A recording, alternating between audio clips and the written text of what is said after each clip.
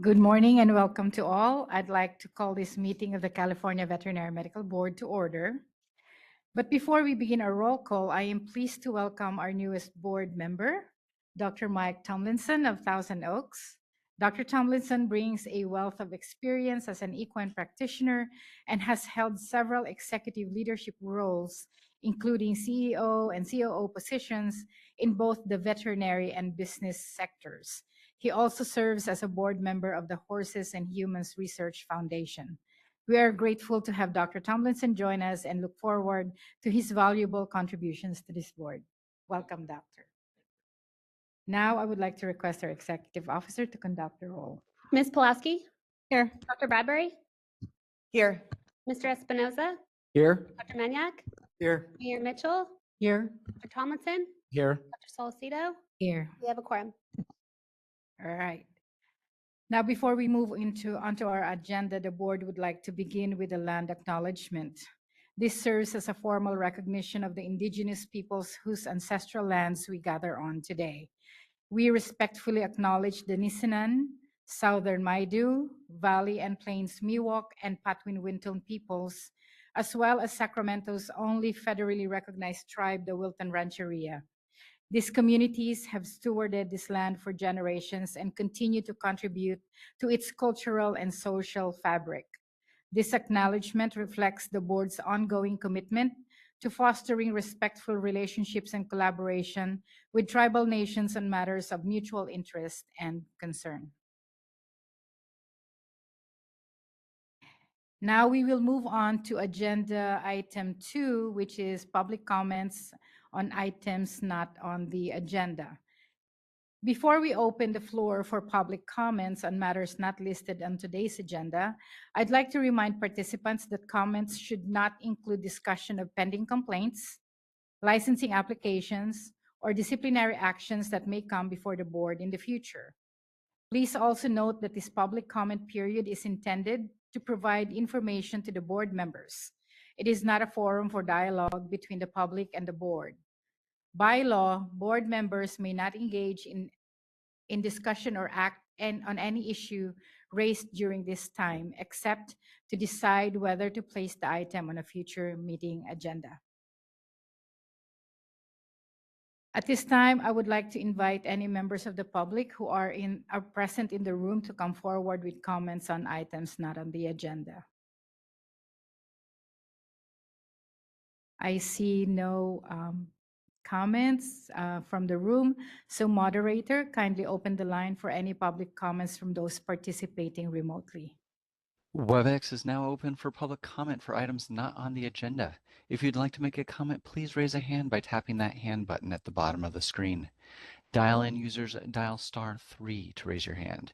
And for our mobile device users, you may need to hit the ellipses button. That's the ... in order to find your hand. We're going to take just a moment now to see if our first request is coming from Nancy Ehrlich. Hold on just a moment, please. We're sending you a request to unmute your microphone. You'll be given 3 minutes to speak, and I'll give you a 15-second warning before your time expires.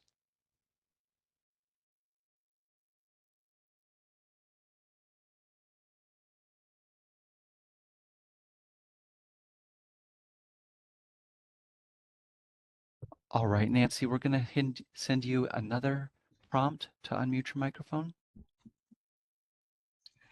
How's that? There's a little bit of an echo. Is it possible that your microphone is too close to the speakers? Just a moment.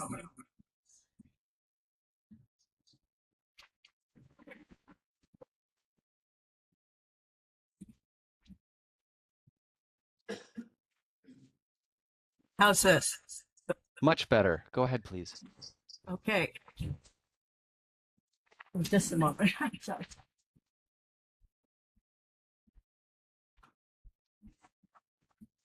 I'm sorry to be so awkward. This is Nancy Ehrlich with the California Registered Veterinary Technicians Association.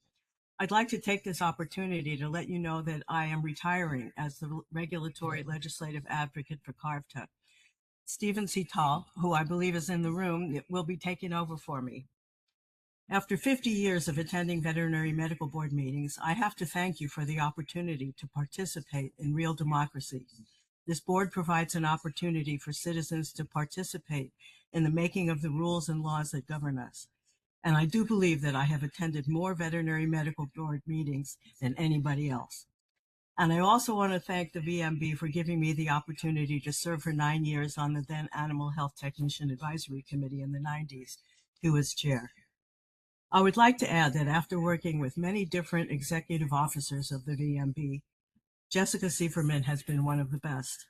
She is the first EO to have given CARVTA the respect to meet with us monthly and to be sure that we were well informed about the current issues. She has also been sure to answer any phone calls or emails promptly. I can't thank her enough. So in conclusion, I hope that Stephen's experience with the Veterinary Medical Board will be as positive as mine, and that the VMB will continue to be such a great example of American democracy at work. Thank you. Thank you. And that was our only request for public comment. All right, thank you. And Nancy, thank you so much for everything that you have done. And Stephen, welcome. All right, so now we move on to item agenda 3, which is the review and approval of the July 16 and 17 board meeting minutes.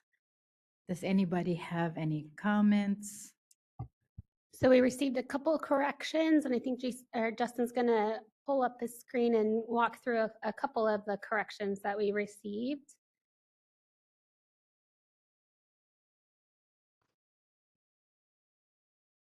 So you see there, we just added an R at the end of that.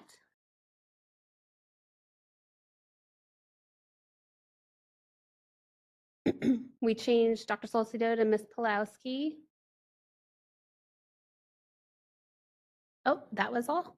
Those are the minor corrections. So if you have any others, let us know. We can put it up there. If not, we'd love a motion. I'll motion to approve the minutes. I'll second.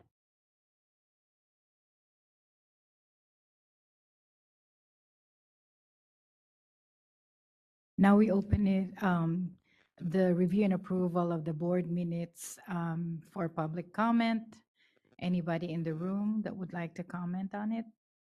I see none. So moderator, could you please open up the line? WebEx is now accepting public comment on the motion.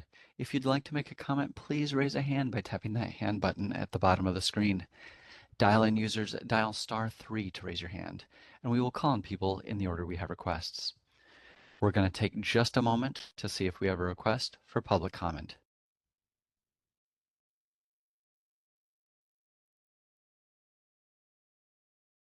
Seeing no request, you wish to continue with the motion? Yes, please. Ms. Pulowski? Yes. Dr. Bradbury? Yes. Mr. Espinoza? Yes. Dr. Maniak? Yes. Mayor Mitchell? Yes. Dr. Tomlinson? Abstain. Dr. Solcito? Yes. Motion carries. All right, so next on the agenda, agenda 4, is the report and update from the Department of Consumer Affairs.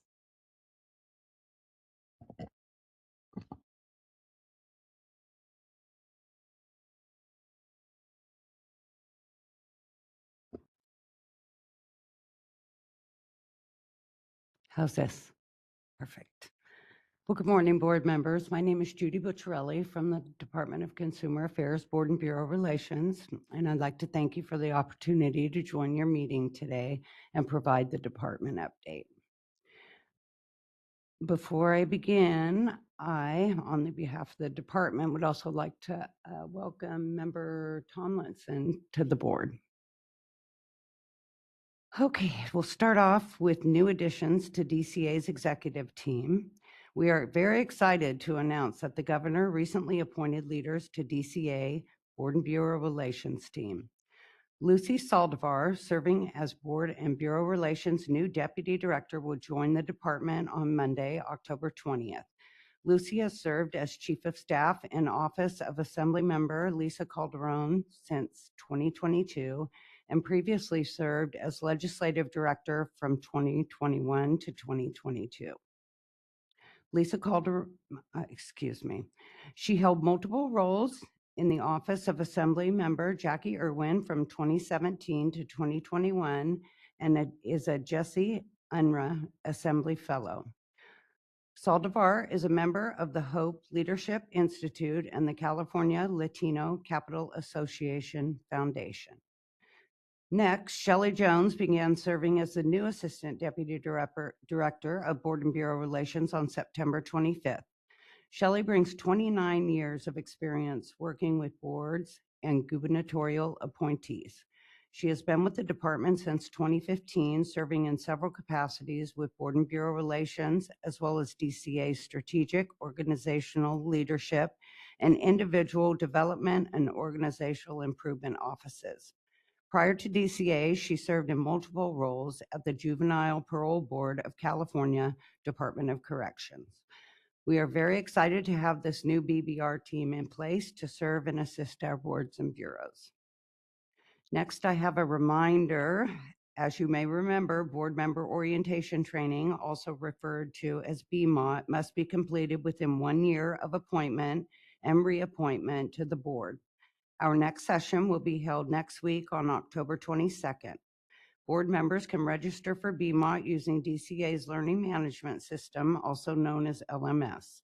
Please reach out to Board and Bureau Relations at memberrelations@dca.ca.gov with any questions or assistance. 2026 BMOT dates will be announced next month. Next, the DCA annual report is one of the department's biggest projects. Staff work on this report throughout the year, gathering information and statistical data in order to compile a comprehensive report about the department's actions for submission to the legislature. On behalf of the director, thank you to board staff for your efforts and contributions. Published to the DCA website this summer, the annual report has a wealth of information and memorializes all the great work done by so many throughout the department. DCA encourages board members to take time to review it and use it as a resource. And my last item is regarding cybersecurity.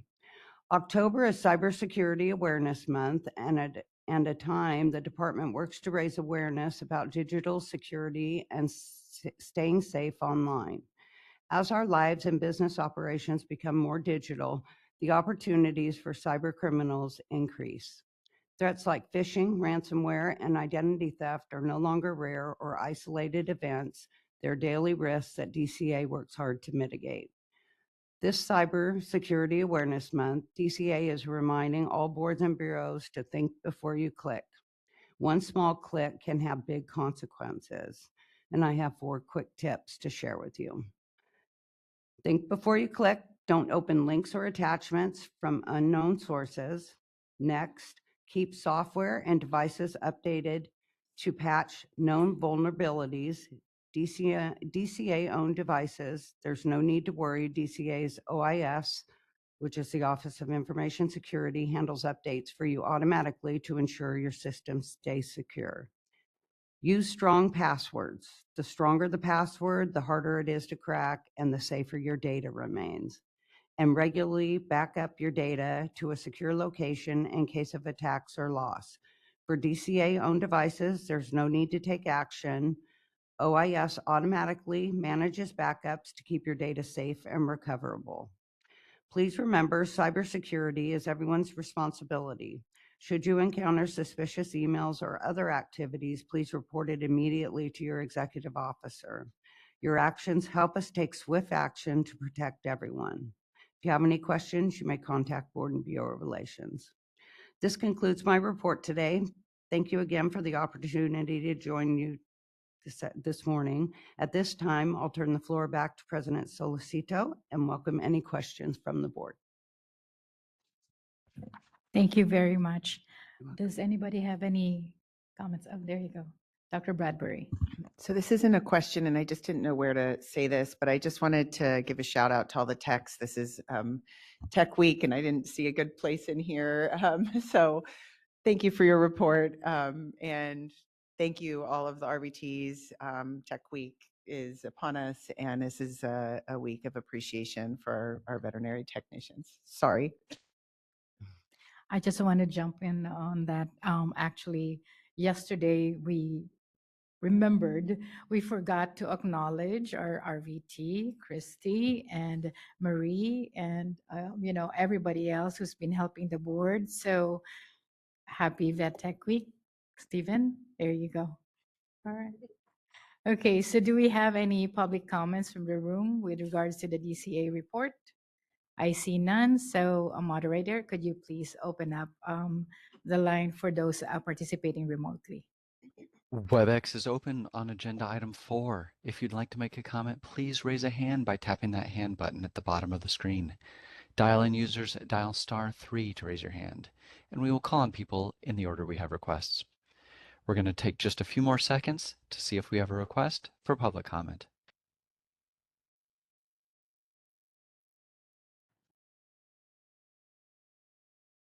Seeing no requests, you wish to continue with the agenda? Yes, please. Okay, thank you very much.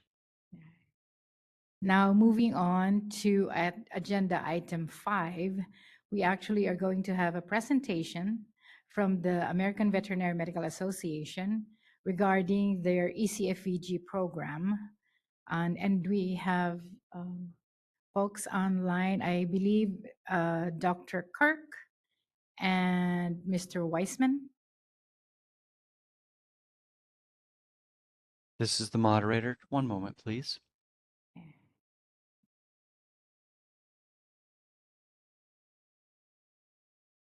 Welcome, Dr. Weissman. And we're still looking for Kirk. Hold on. Welcome, Dr. Kirk. You should both be able to unmute at will. Yes.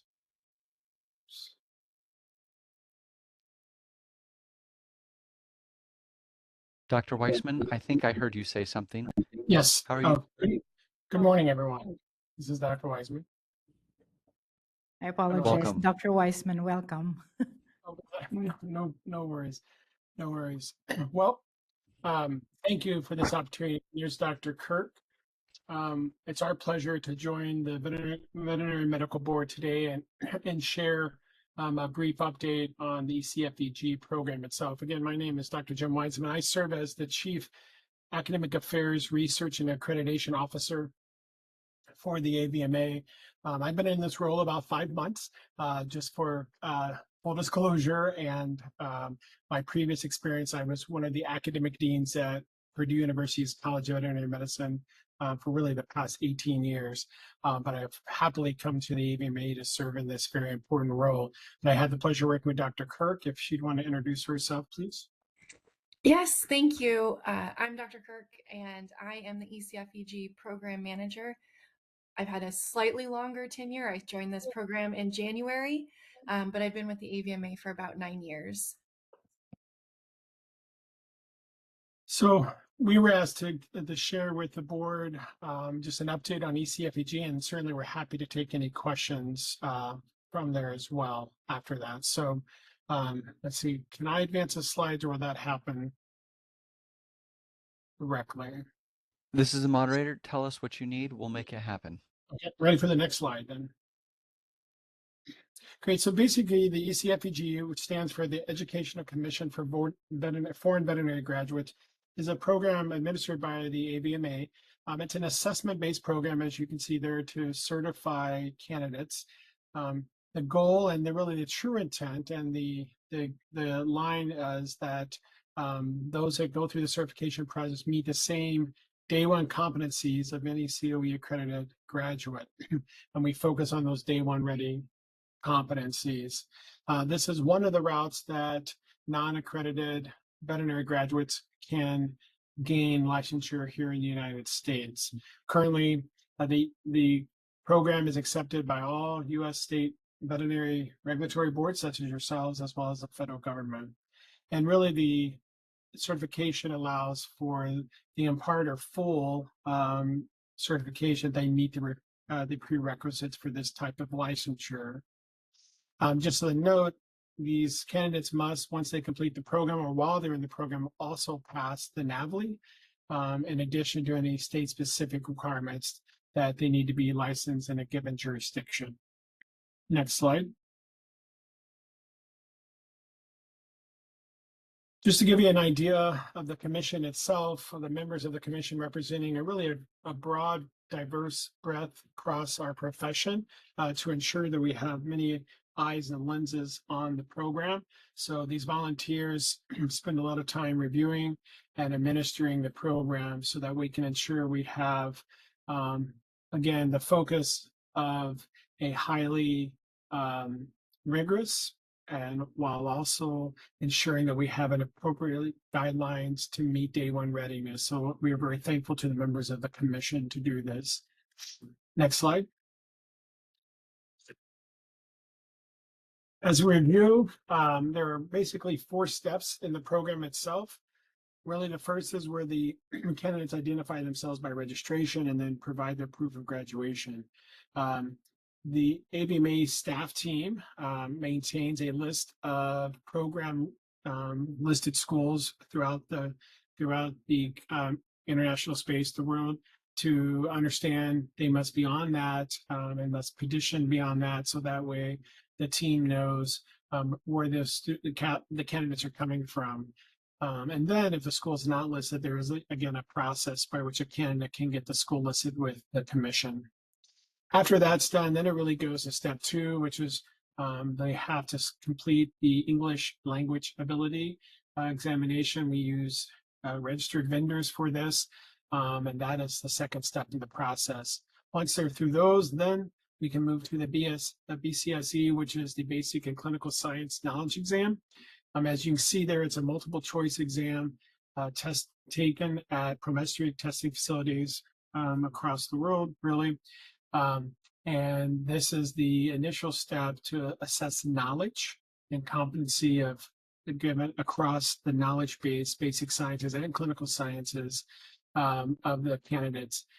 We do have subject matter experts that review this information and current information, as well as using a psychometrician to assess the overall exam to ensure that it's valid and it meets the requirements of the commission.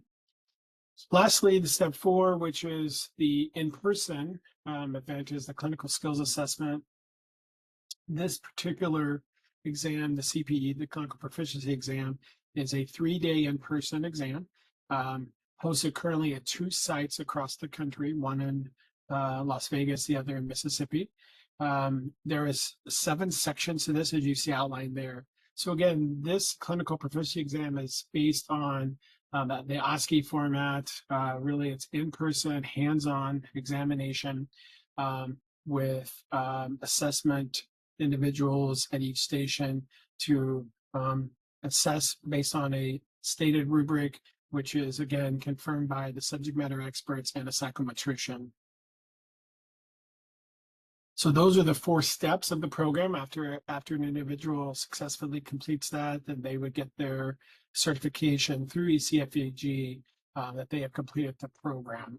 That then allows them to continue on with their licensure, whatever jurisdiction they're looking. As I said earlier, they still have to look at the NAVLE and then any other state-specific exams. But as far as the ECFEG program, that section would be completed at that point. And Dr. Kirk's going to jump in at any point if there's things I'm leaving out or sharing.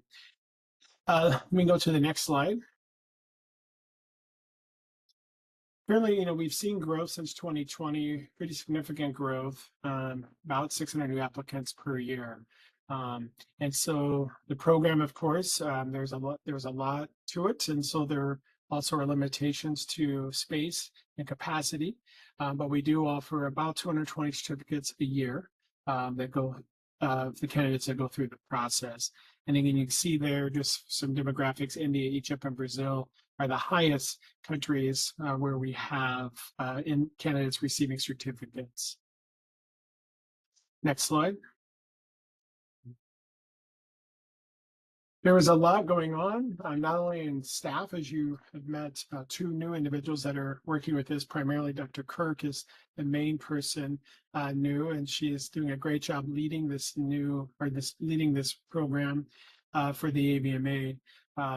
And then we also have an additional systems operator administrator. So this is a position that really works on the program itself and directly with candidates to ensure that we're making forward progress whenever there are needs and meeting their customer needs. In addition, we are working, and it's going to launch next week.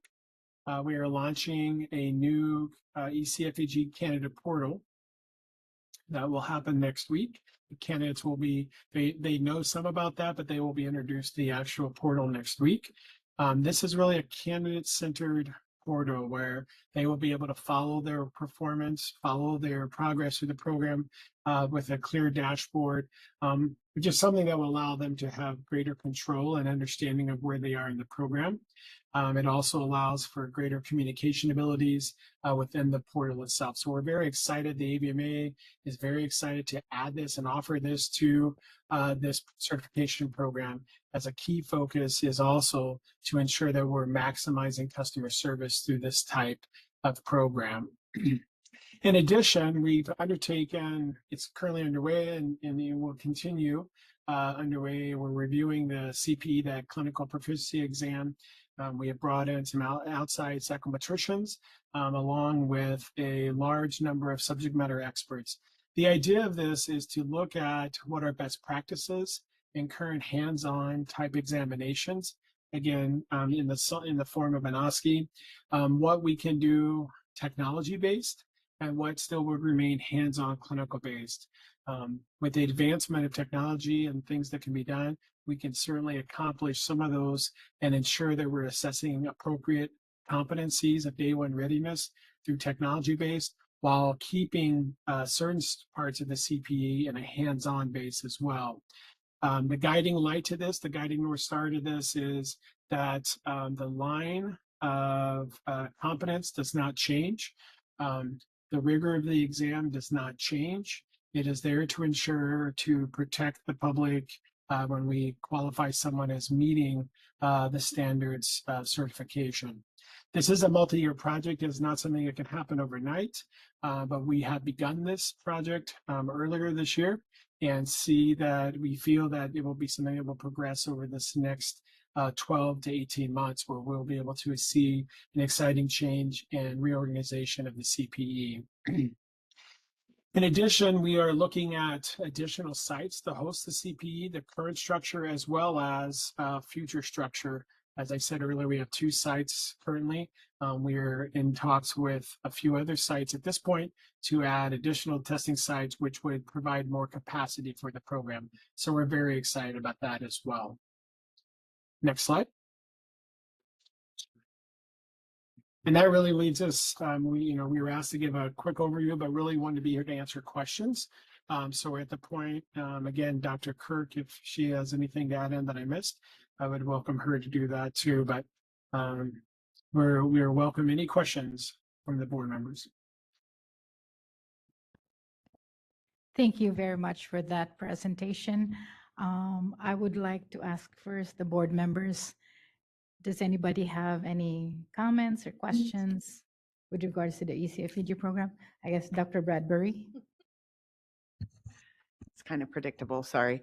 Hi, Dr. Weissman and Dr. Kirk, thank you so much for coming. And I don't know if anybody kind of filled you in on why we were interested in having you come in and give this presentation, but it's been sort of our observation, and now I think the numbers that you provided in a future agenda item here in the our meeting agenda, that we have a little in our disciplinary cases, it seems that the population of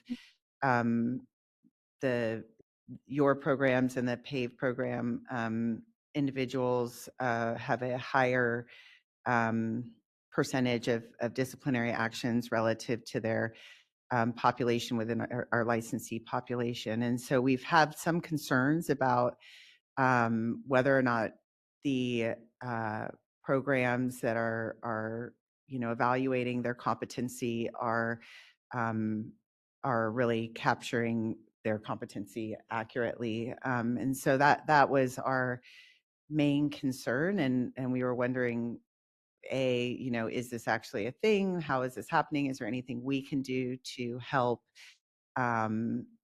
improve the situation?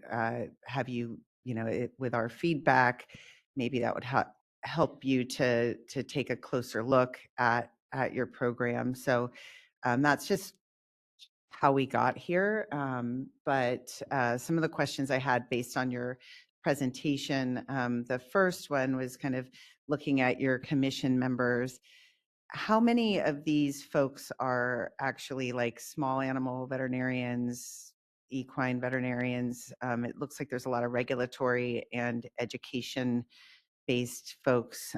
So I see there's board certified surgeons or anesthesiologists, and then some of the ECFVG certificate holders. And you are both veterinarians, so there's that. But it's hard to tell from this list how many folks are actually practicing veterinarians that are participating in developing this exam. I can jump in. This is Dr. Kirk. So I think that's a great question. And some of the representatives on the commission are also, they might represent like AAVSB, but they are practicing veterinarian as well. So we do have that covered. And then whenever we bring in the subject matter experts for the BCSE, for the CPE as examiners, there's a requirement that they have to be practicing in the area that they're examining. And they have to be experienced practitioners in that area. And currently on the commission, the ECFEG certificate holders are both practicing veterinarians in small animal medicine. Great, that's helpful. Thank you. The other, I should put my glasses on. Was your program, was there a shadowing previously where they had to have a year of shadowing another practicing veterinarian before being able to take their exam? Was that your program? Very historically, there was a clinical year associated with our program as well, but there wasn't an official, that I'm aware of, official shadowing.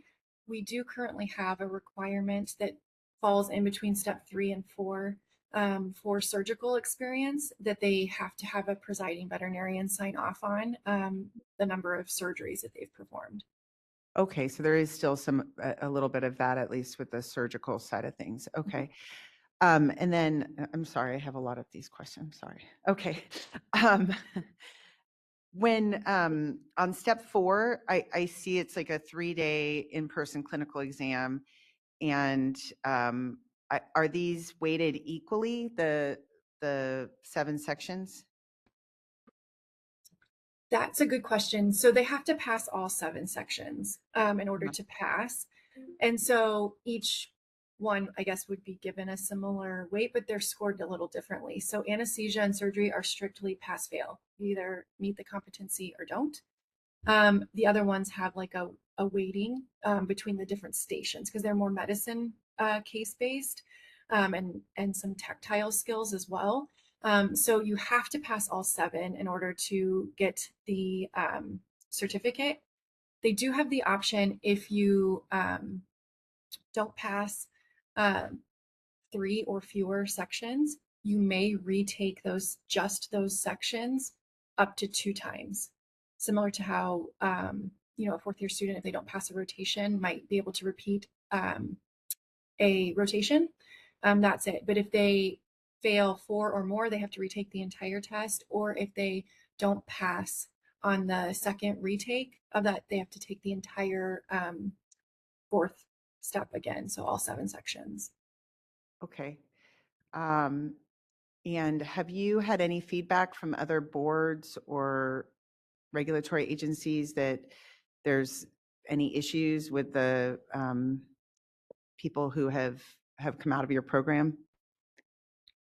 I have not had any feedback. I mean, I have only been associated with the program since January, but no, I have not had any feedback with an increase or difference between our candidates and the other candidates or other licensed veterinarians in the different states. So Dr. Weissman, I'm not sure if you have at a different level experienced that, but I have not heard from any of the boards.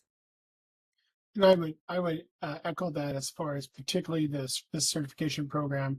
We do at the AVMA do hear, across the board of all new grads, there are increasing concerns or complaints. So really, we don't hear it specifically about ECFG. It really goes across the board of any new graduate.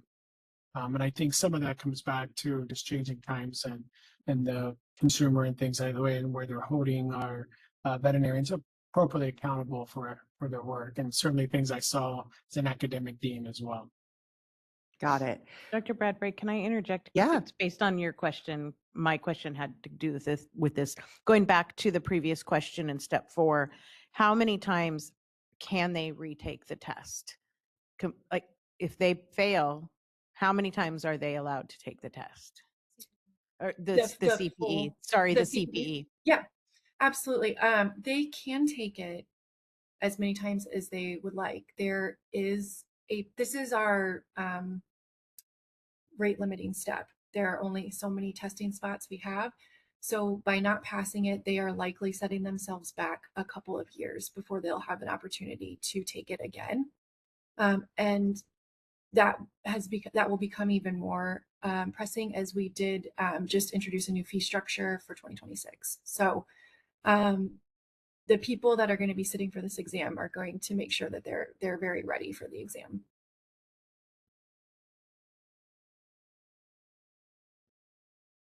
No, I think that's it. I think that some of the concerns that I've had, and I've only been on the board for 7 years, so I haven't seen the, well, I mean, relative to the data was from 2005. So, I've seen a lot of the cases, and a lot of them, I just for feedback to you folks, and of course everybody's an individual, but it does seem that there's a gap in the knowledge base, and it's a lot of competency issues versus some of the other, like, substance abuse, things like that. The people typically really are interested in learning more and willing to learn more and such. But we definitely have had some discussions about the training in other countries, and maybe they're more focused on food animal versus then they come and practice small animal and things like that. So it's just something I think to keep on your radar, since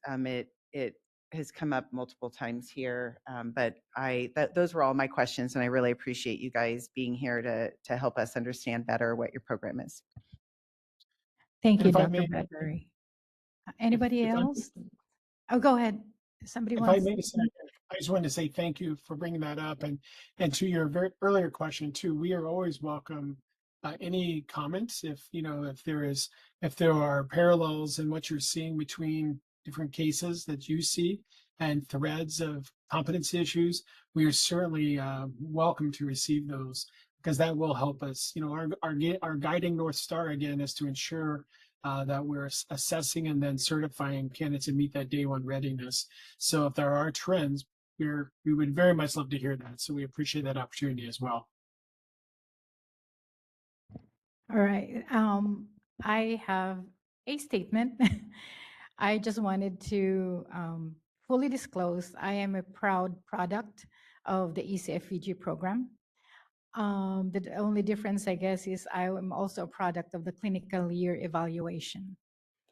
And one of the things that I personally believe that we're missing out on when we switch to the CPE is the development of communication, the discussion and observation of work ethics and professional ethics that is somewhat missed when you're just focused on passing a rotation, an exam, right? So I'm just wondering, would the ECFVG reconsider bringing back the clinical year evaluation? Because I truly believe it helps us foreign graduates see things as they are being performed and being immersed into the reality and the standards that are being set at the university. So I would like to appeal to the AVMA. Maybe if there is an opportunity for that, we would be producing and also helping our foreign graduates, be introduced into with the practice of medicine here in America. Thank you. I just would like to speak to that. Thank you so much. I think with Dr. Weissman and I coming in, we're exploring every opportunity to make sure that candidates are successful in upholding that rigor as well. And I think we are looking at, because we also see that communication is, again, to Dr. Weissman's point, a major issue with day one candidates as well. When we speak to our colleagues at PLIT, communication is usually the root of many of the start of some of the issues. And so what we're really finding as we're starting into this multi-year review of the CPE is when we start incorporating some of these technology-based performance exams, and I put the emphasis on performance because I think sometimes when people reflect on a technology-based exam, you're picturing the NAVLE, you're picturing multiple choice. It's truly incredible what we've learned we can do, and communication is going to be a foundation of all of that. We're also just really exploring what do preparatory courses look like, what could be possible in those areas as well, in the event that we aren't able to offer a full year or something like that. But I would say that we love the feedback because we are at this perfect point to really evaluate what's the next phase of this program.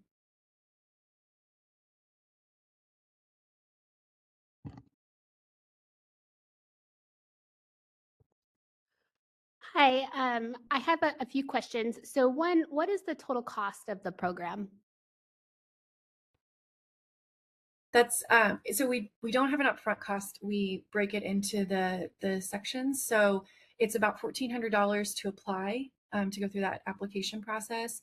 The English language exam, depending on which platform they use, is around several $100s that goes directly to that testing site. The BCSE runs about $220. The CPE starting in 2026 will be about $12,000. And then from the time that an applicant applies, the time of receiving the certificate, what's the average time to complete the program? If there are ample spots available and people stay on track and just complete everything, on average right now with our capacity, it would be about 2 to 2.5 years. But we do find most candidates are in the program longer for various reasons.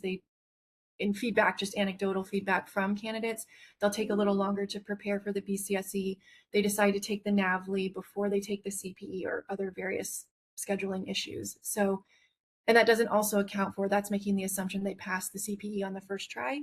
If they have to retake a section, such as anesthesia or surgery, they're probably going to be waiting somewhere between 6 months to 10 months for an open spot to retake that section. So that would obviously extend the time that they're in the program.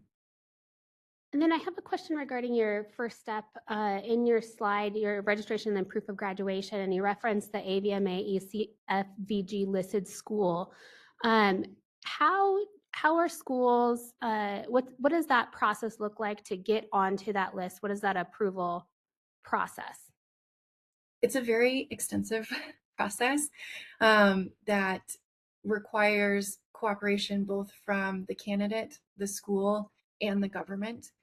We require the documents to be sent directly from the school, and it lists all of their coursework and transcripts from the specific candidate. We will not list a school unless a candidate is applying to our program. And then we also need a document from the government on government letterhead.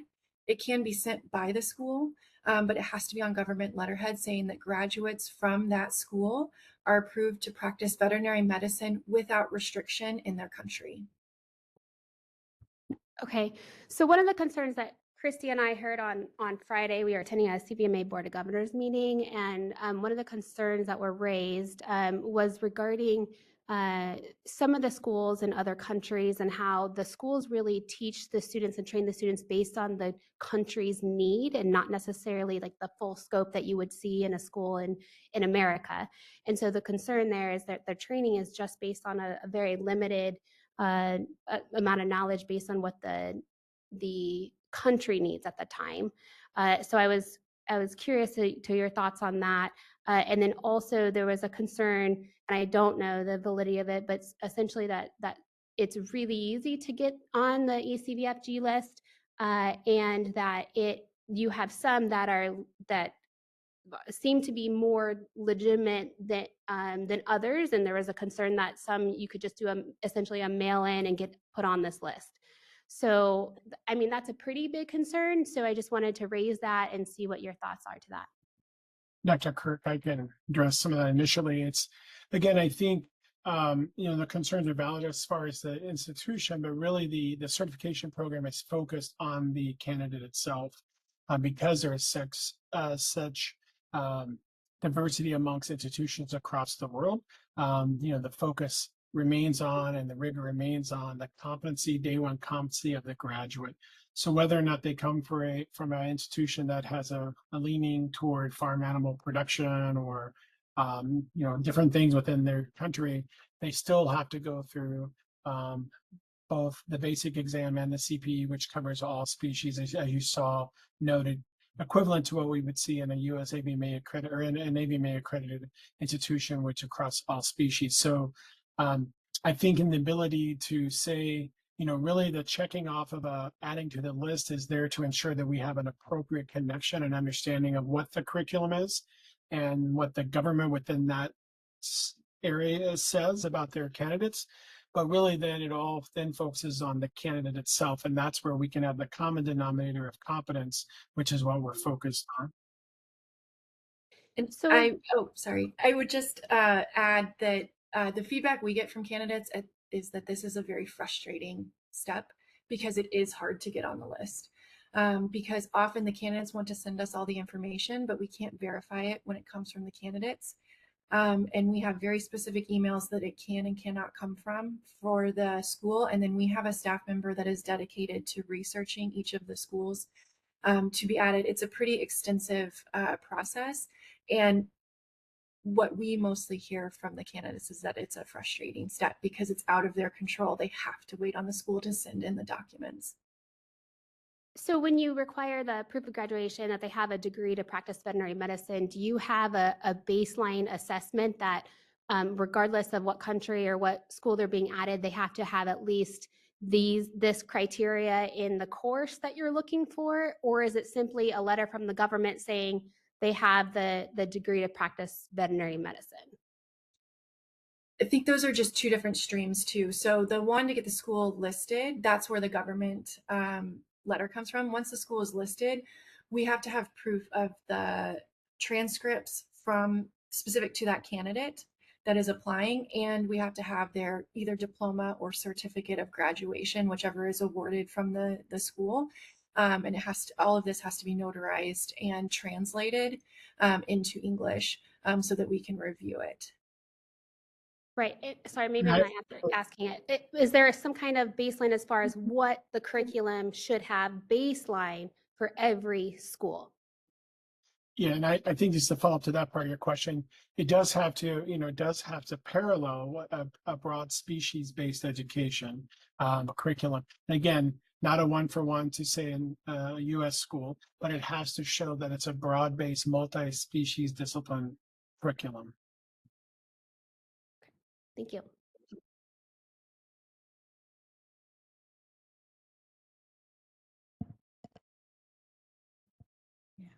Okay, so I see there are no more comments from the board. I would like to see if there are comments from the public in the room.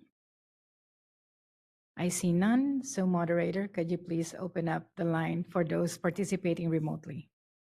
WebEx is open for public comment on agenda item 5. If you'd like to make a comment, please raise a hand by tapping that hand button at the bottom of the screen. Dial-in users dial *3 to raise your hand, and we will call on people in the order we have requests. We're going to take just a few seconds to see if we have a request for public comment.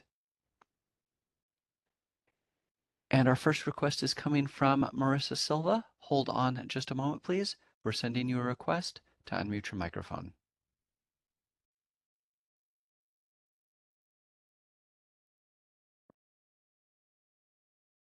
Hi there, can you hear me? Yes, go ahead, please. Great. I was looking on the website and I couldn't find statistics by year on where candidates come from or what states they go to. I was just wondering if that is published by ABMA. Thank you. I think that's a great question.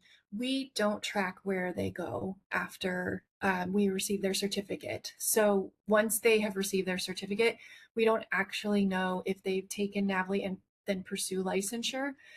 So we don't have those statistics available to us.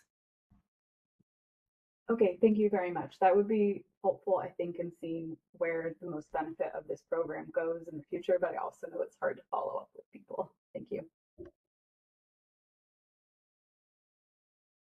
Thank you. And that was our only request for public comment. Okay, I guess that would be it. Thank you so much, Dr. Weissman and Dr. Kirk. And I believe this is not going to be the last, interaction we will have. We definitely will be in touch. Thank you. Thank you very much for the board, and we appreciate this opportunity and look forward to ongoing dialogue. So thank you very much. Thank you. Okay. All right, I guess now we're moving on to another presentation from the AAVSB regarding the PAVE equivalence program. And I believe we have Ms. Benson from AAVSB online.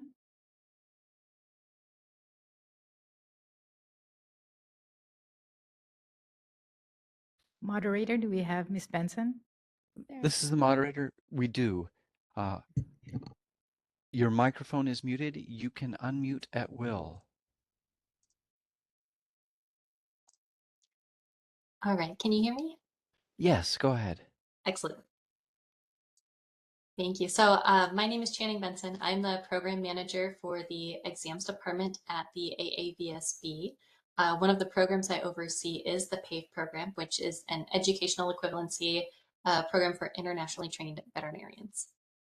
Next slide, please.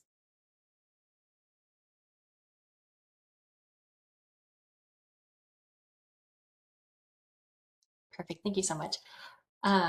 So what I'll be reviewing today is the processes for the PAVE program, going through each part to learn the candidates, AAVSB staff, and the educational program sections of this process. Next slide, please. So the candidate kicks off the PAVE process by filling out an application on the AAVSB website, which gets them in our system. And it is an open application, meaning they can apply at any time of the year or any of the next 3 exam dates. So they can apply for the program up to 3 years before they take the qualifying science exam. This gives them plenty of time to ensure all of their documents are submitted. Next slide. So part of that application is to submit an affidavit through DocuSign, which releases their documents for review. Candidates will not be eligible to move forward in the PAVE program until they have submitted all required documents and they have been reviewed and approved by staff. So if a candidate has already graduated, then they have to submit their final transcripts and diploma.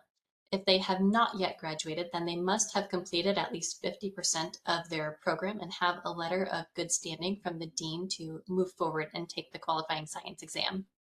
Now, this option is typically for our St. Matthews, Xavier candidates, but there are a few other schools internationally who have permitted their students to go that route and just start with that clinical year as part of the PAVE program.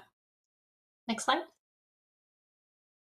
So once all required documents have been reviewed and accepted by the AAVSB staff, candidates can schedule a time to take their qualifying science exam. Next slide. So as I mentioned previously, the candidate has already selected their exam date as part of the application, and now that they are eligible, they can schedule their time slot and test delivery method through our exam vendor, PSI, through their website. Next slide. So this exam is available for them to take through either a test center or live remote proctoring. the blueprint for the exam is posted on our website for candidate review as part of their preparation. The blueprint is evaluated every 5 to 7 years as part of our normal processes by a group of subject matter experts. The qualifying science exam is the first part in truly determining that educational equivalency to AVMA accredited veterinary programs. And the content of the exam spans what students learn in the first 3 years of veterinary school. So because this exam has a smaller number of candidates, we use a delayed scoring process, which is a standard practice in high stakes testing to ensure every scored question meets strict quality standards, especially if there's a lower number of candidates taking the exam. So after the exam is scored, candidates receive their pass-fail status in their AAVSB portal. Failing candidates will have a breakdown of how they performed in each domain so they know where to focus their studies. So candidates who pass, they cannot take the exam again to improve their score. Once they pass, that determines that their competency encompasses those first 3 years of veterinary school. So something newer for the PAVE program is the AAVSB no longer requires candidates to take the QSE before starting their enrollment process in the next phase of the program, the Evaluated Clinical Experience, or ECE. Most schools still require it, but we found it was a bottleneck to candidates starting to apply for ECE placement, which are often for placement starting the following year. Next slide. So once the candidate passes the QSE, their information is sent to the ICVA, giving the candidate the option to take the NAVLE. Next slide. So one note about this, candidates, they are not required to take the NAVLE at this time, but they do have the option to, since it has been determined they are competent in those first 3 years of veterinary school. Next slide. So I've mentioned the ECE, so reviewing what that is, it covers the clinical year of veterinary school where candidates enroll at an AVMA accredited program and go through that year as a standard student would. Next slide. So the ECE application itself is not something the AAVSB is directly involved with. It falls on the candidate to apply to programs following that program's regular application process and criteria. So it does fall on the candidate to understand what to expect with those programs, such as housing, and whether the candidate may need to travel to external clinics or to other areas. Visas are pretty complicated and also vary by individual, so candidates are encouraged to thoroughly research exactly what's needed. Once a program accepts a paid candidate, they send the AAVSB a notice of which candidates were accepted and confirm each enrollment. Next slide. So paid candidates who were accepted into the program are to receive the same education as a standard veterinary student. And then similar to the notice of acceptance, the school would then send the AAVSB a notice of completion after that candidate has gone through that whole year. Next slide. So the final step of the ECE is to review the final documents, and we also only accept documents from the source. Next slide. So to wrap up the physical requirements and complete the program, the AAVSB must receive the candidate's final transcript and diploma if they originally applied with a letter of standing, and the transcript or course list from the ECE program. Next slide. So once all of the documentation has been verified and all program criteria have been met, a certificate of completion is sent to the candidate as well as to the jurisdiction of their choosing. And we will send it to whichever jurisdictions the candidate would like us to. There's no charge for that. Next slide. There is a wide variety of jurisdictions who recognize and accept the PAVE certificate of completion. Candidates can choose to have their certificate sent to any but 5 of the states in the US, any Canadian province or territory, Australia, New Zealand, Puerto Rico, and the Virgin Islands. Next slide. Since its inception in 2002, over 2,400 certificates of completion have been issued to PAVE candidates. And we do get a few questions on how many of our PAVE candidates are true international graduates and how many are from the Caribbean. So we have a chart here showing the representation from each category. Kind of and how many certificates have been issued over the past few years. As you can see, and as with most exam programs, even outside of veterinary medicine, we did see a dip in enrollments during COVID, with an enrollment spike in 2023. Next slide, please. So here we have a map indicating kind of generally where PAVE candidates are coming from or had their initial education. So as you can see, PAVE has a pretty wide reach with most of our candidates coming from India. And next slide. So I'm happy to take any questions now. Thank you very much. I do have a question.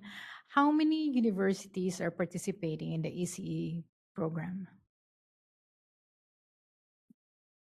But that's a great question. And we don't have a standard list. It does depend. We do have universities that will take a couple of specific candidates that they have connections. I think right now we have about 4 that are taking candidates beyond the Caribbean candidates. The ones who are in St. Matthews and Xavier, they have contracts with some of the schools, so they'll attend the other locations. So it's not really a PAVE endorsement to the university. It's dependent on the student to try and get into a university. Is that the case? That is correct. The students will go through the regular application process and the regular selection process, just the same as all the other candidates. And is it their universities that would need to establish that connection to open up that opportunity for a foreign graduate?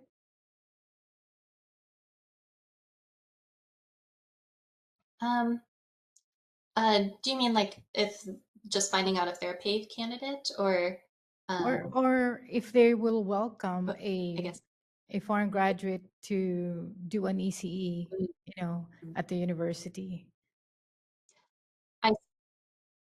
Yeah, so we have, when a candidate asks which schools they can apply to, we do give them the list of the AVMA accredited schools and let them know that there may be some that accept more candidates than others. And, that list, it is on the website. And that is something where we have reached out to schools and asked if they participate. Some are like, absolutely, yes, we'll take this many candidates a year. And that's very nice and straightforward. Others say that they'll take candidates kind of based on the criteria and what they have available. So it is ultimately up to the school whether they can take paid candidates or not. All right, thank you very much. Anybody else have comments, questions? All right, Jessica? Oh, hi, Channing. So some of the questions that I had for ECFVG, what's the cost of the program, the total cost? Yeah, that's a great question. So the AAVSB, we collect the application cost and the cost for the QSC, and the application cost is $390, and then the cost for the QSC is $1,550. So for each attempt, they would have to pay that. That is all we collect. So there are other fees if they are doing their English equivalency through IELTS or TOEFL, then they'll have those associated fees. And then of course each university has its own fees depending on, what they have set up. And then do you know how long from the time they initially apply to the time that they get the certificate, how long it typically takes on average? That's a really great question. So it takes, at very minimum, it's going to be 1.5 to 2 years. And that's assuming they pass the QSC on the first attempt, they get right into the ECE program and are able to complete that and get all of their documentation to us. I don't have a true average just because candidates are in different stages. There are some who, they have to take the QFC again, or they can't get into an ECE program and they have to keep applying. So I unfortunately don't have a true average for them. That's okay. And then I apologize if I've missed this, but for your ECE, is that a hands-on clinical exam? The ECE, it's not an exam. It's candidates actually have to go through an educational clinical year. So they go through the 4th year of veterinary school with all the other veterinary students, the same standard. And then is there a hands-on clinical exam at all for them? There is not. Okay. And then I know that in the very beginning when you were talking about the process and you said listed required documents in order to apply, and on there you had transcripts. What are the requirements for those transcripts? Do you have a similar approved school list like ECVFG? Yes, we actually use the ECFBG approved list as well. So our candidates do have to have graduated from one of those schools in order to be enrolled in the program. And Okay, so we do have the same requirements for transcripts. Yeah. Oh, sorry. No, you're fine. Sorry. So you don't have a separate list. You use whatever they're using there. Yes, we do. And I apologize. I have a bit of a delay on the sound. That's okay. Thank you. All right. If there are no other comments or questions, I would like to open up for public comment from those in the room. Anybody? I see none. So moderator, could you please open up the line for those participating remotely? WebEx is open on the most recent presentation. If you'd like to make a comment, please raise a hand by tapping that hand button at the bottom of the screen. Dial-in users dial *3 to raise your hand, and we will call on people in the order we have requests. We're going to take just a moment now to see if we have a request for public comment.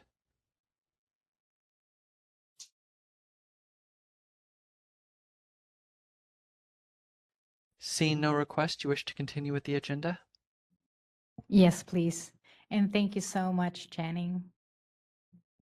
Thank you, Channing. Thank you so much for the present. I know.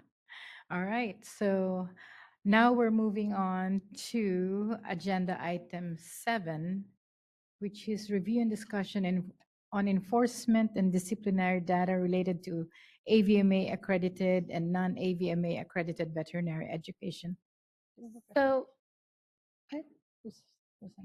Oh, okay. So we were asked to present what the data was showing in our system when it came to the discipline with non-AVMA versus AVMA schools, which is what we have in front of you. We looked at the last 20 years of data that we had. A couple things to note when it came to our database. We didn't specifically, when it says the education piece of it, it doesn't differentiate. Once it says non-AVMA, it doesn't say whether it was ECVFG or PAVE. And so I just really wanted to give a big shout out to Jamie on our team. He actually, of the data that we had, he physically pulled the files to try to find that information for everyone. And so that's where we got that the AVMA accredited, non-AVMA accredited schools, we had 7 PAVE, 58 ECVFG, and then 26 are unknown because the information was not in the file. So something also to keep in mind is that these individuals, even though the discipline happened within the last 20 years, they were often licensed even prior to that.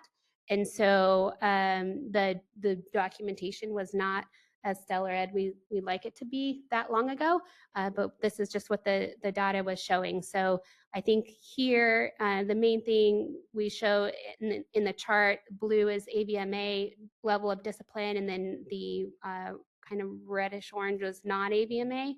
And I put in there too that the non-AVMA licensees, that's the current licensed population, make up about 11% of our licensed population and about 29% of the discipline.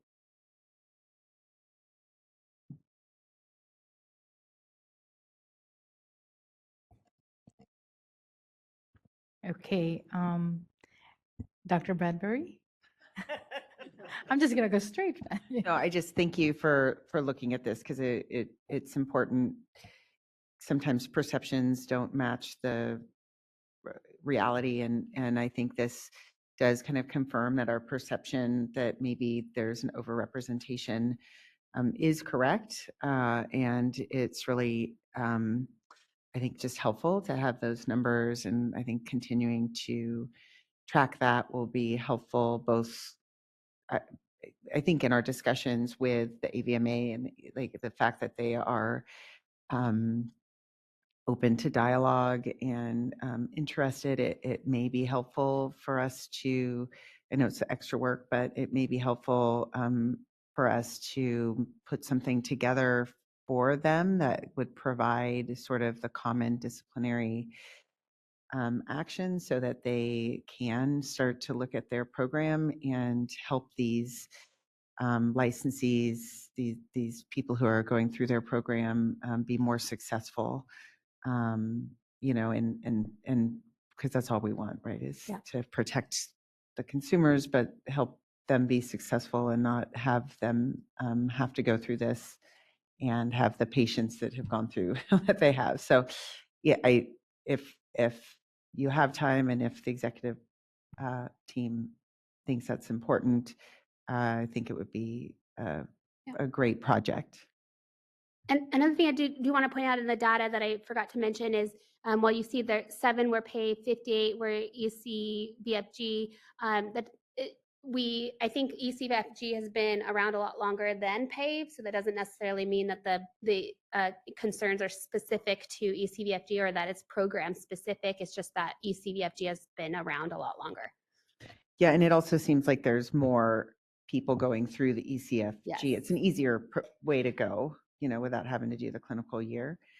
But I think it'd be, if we can collect that data moving forward, it would be helpful to know. Because to me, it seems like a clinical year at a university would be incredibly helpful Yeah. in helping to train with because culturally there's differences and all of that. So we will be looking at easier ways to track this data so we can report it on a more regular basis. So is it something that I'm hearing you would like to see maybe on the enforcement report or in the licensing report about those individuals? Or would you like to see it on an ongoing basis? I mean, I think it would be helpful for us to know, but I would love other people's opinions too. I think we have 2 other comments. Yes, Christy. that's actually one of the things I was going to say. And then I would like, because I really like what Dr. Solicito said in that having the constructive dialogue about what was helpful to her and being able to provide constructive feedback to AVMA and to AAVSB. So I think that's what's really important, you know, for me would be to how do we move forward? But I think what you provided to them was very constructive, and I think that would be very nice for us to move forward. All right, Dr. Tomlinson. In our role to protect the consumer here, prevention of a problem is the most important thing. And through the enforcement, we can see where problems are occurring. Our goal here should be to provide more granular data to the educators, to the testers, so they know what's going wrong to complete the loop for feedback. The more granular we can be, obviously we have to anonymize it, et cetera, but if we can tell them you're deficient in this area, they'll fix it. So, and we wouldn't have to anonymize the information itself because disciplinary data is public and all of the disciplinary actions are already posted. And so we would be able to send them the actual actions and they can have that information. I think they'd love it. That's great. That's actually what my thoughts were. If we're able to really analyze, is like, what is the cause of the discipline? What is, you know, is it really something preventable as like, hey, developing what you call this, like communications, or is it an ethical issue? Is it what you call it, like a real competence issue? So I think both AAVSB and AVMA would definitely appreciate that kind of feedback. So, all right, thank you. All right, any more comments? Nothing from the board members? Anybody from the public? Nope. And we would open it up for those participating online. All right, WebEx is open for public comment. If you'd like to make a comment, please raise a hand by tapping that hand button at the bottom of the screen. Dial-in users dial *3 to raise your hand, and we will call on people in the order we have requests. We're going to take just a few seconds to see. Our first request is coming from Beth Vinnett. Hold on just a moment, please. We're sending you a request to unmute your microphone.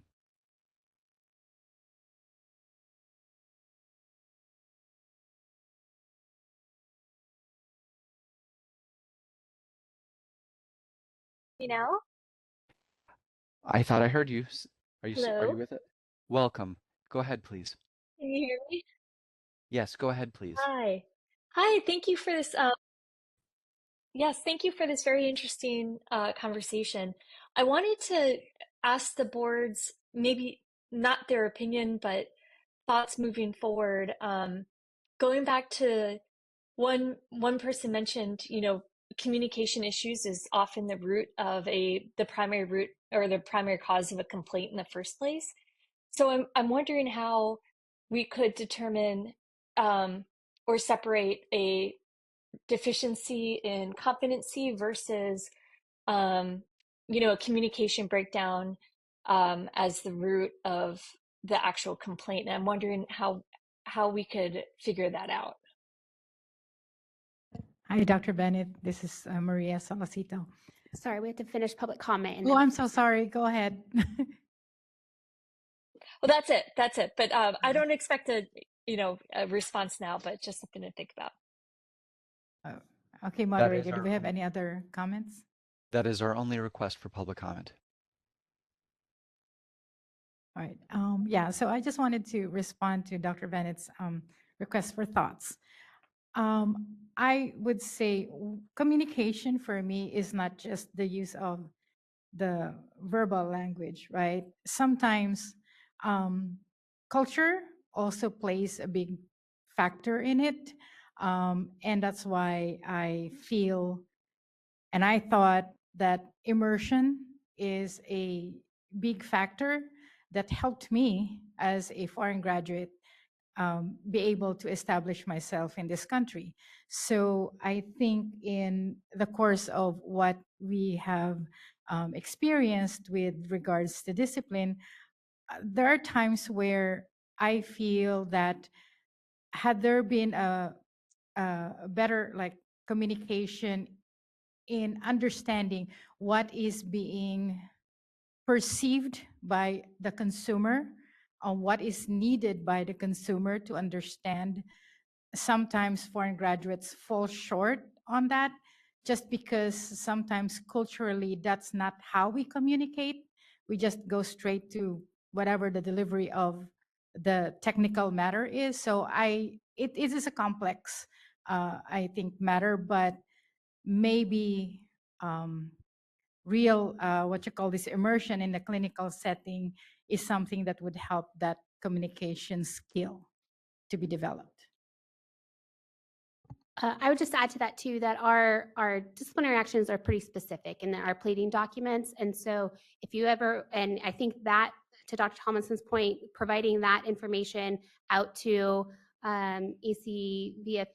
ECVFG and PAVE, you would be able to see under the causes for discipline the very specific actions that led to that, and you'll be able to determine from the factual allegations and the causes for discipline if it was a true communication issue, or if it was a negligence issue, or if it was incompetence. So they're very specific in the actions, and you would be able to determine that pretty quickly by looking at the actions.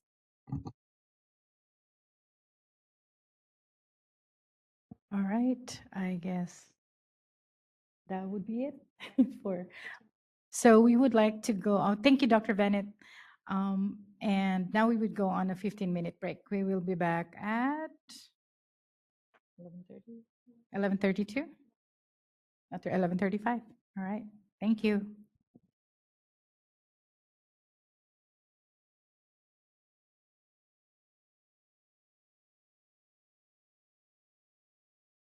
All right. Let's resume our discussions.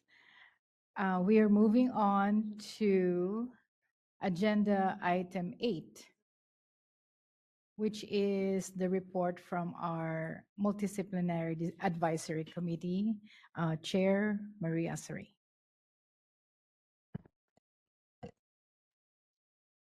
Good morning. Good morning. Okay. So we had a great MDC meeting yesterday with a lot of good discussion and many questions. We did discuss some pretty big topics. So while I've done my best to try to summarize this, some of this may be a little longer to ensure that I appropriately represent everything that was discussed. The meeting was called to order shortly after 10 a.m. after sorting out some technical difficulties. There was no public comment on items not on the agenda. The July 2025 committee meeting minutes were reviewed and approved with minor amendments. I then gave a committee chair report to update the committee on the board's feedback and decisions from the MDC report that was given at the July meeting. I also updated the MDC on the status of 6 pending regulations that were discussed at the board meeting. We were given a presentation on mobile animal sterilization hospitals, or MASH style clinics, from Juliana Tetlow of the San Diego Humane Society, Emma Clifford, the founder and director of Animal Balance, and Dr. Dina Allison, the medical director of Animal Balance. The committee then had the opportunity to ask questions about the process. They shared that the MASH concept is transportable, easy to replicate, and has a low complication rate with a 0.26% infection rate and a 0.78% complication rate based on pre and post-op observations and follow-up calls and emails from clients. A diagram of the layout of these clinics was presented, and they explained how the flow of this single room process works. Having everything in the same space allows DVM supervision of induction and recovery, which are being done by licensed RVTs. Each location has a set of 6 stations from registration to final recovery. There is a minimum of 10 feet of distance between prep and recovery and surgery, and 3 feet of distance between each of the 2 to 3 surgery tables.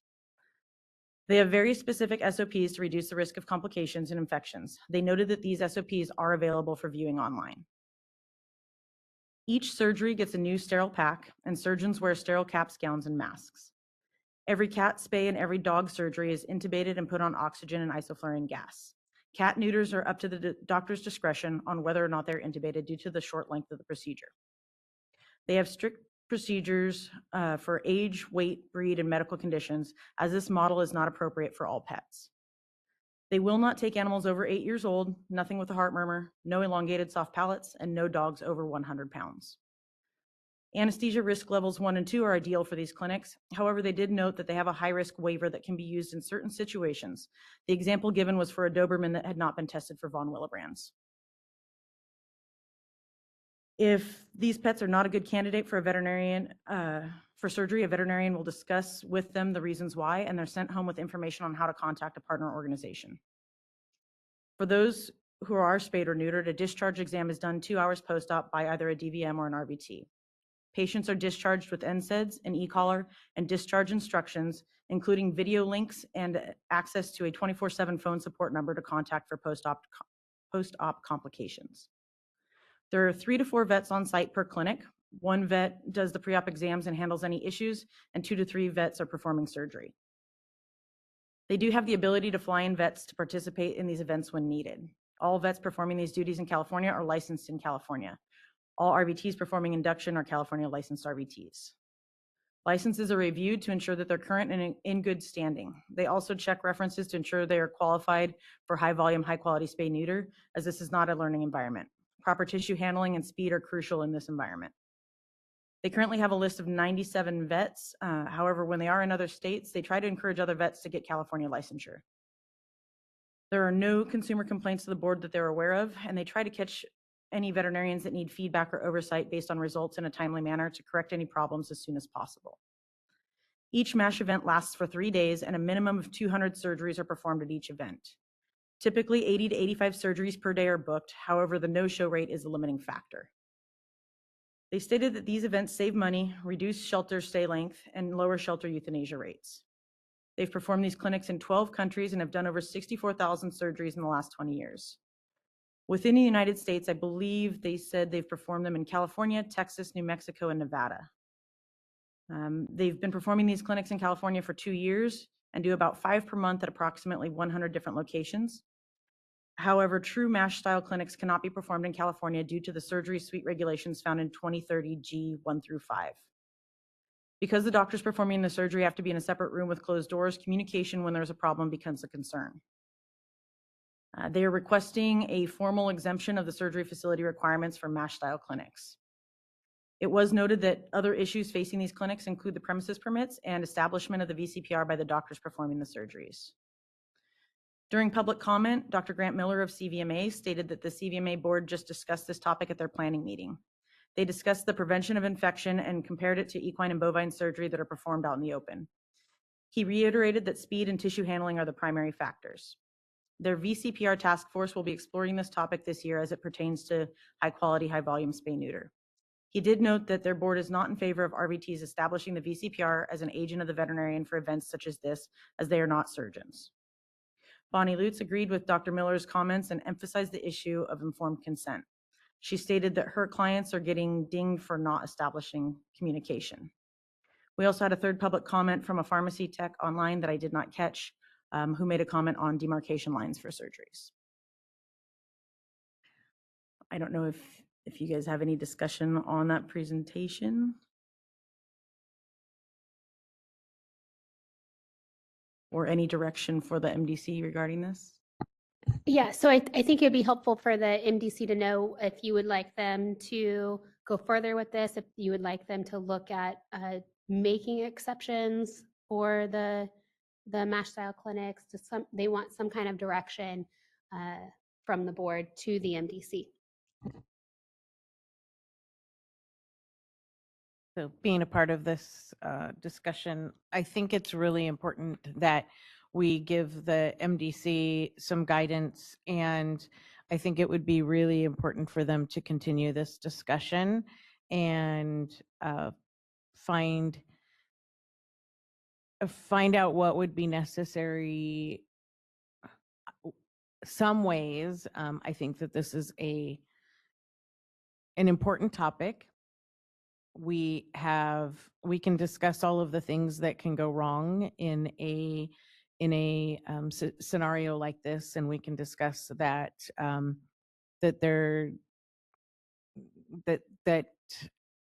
they don't have surgery walls, and I think that's something that MDC needs to figure out. However, we have a critical issue in California and everywhere else in that we have pets everywhere that aren't getting spayed and neutered. And so I think that's probably one of the most important things that the consumers would recognize. And I think that's something we can address. And I think that the MDC should be able to look at this freely and be able to find out how can we work on this and move forward. So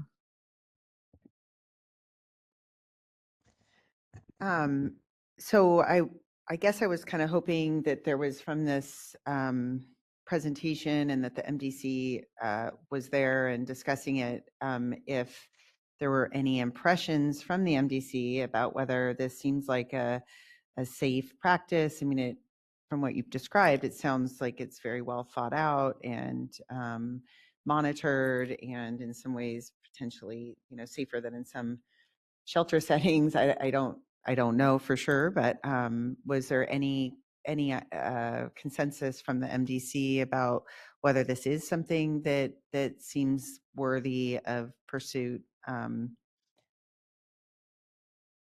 I think the general consensus was that it was something worthy of pursuit. There were some mixed feelings about the procedures based on experiences that some of the veterinarians had in their regions, not with this, with Animal Balance and their specific MASH style clinics, but with other high quality, high volume spay neuter that was going on in their area. So in that regard, there was a little bit of a mixed feeling on that. There were a lot of questions about the infection rate and the complication rate and how they calculated that. And basically, there's not a lot of data out there statewide or nationally that they could cite for what to expect. Theirs was based on reports that they were getting from RBTs post-op, as well as call-ins, emails, things like that from clients post-op, or any complications that were done during the surgical procedure.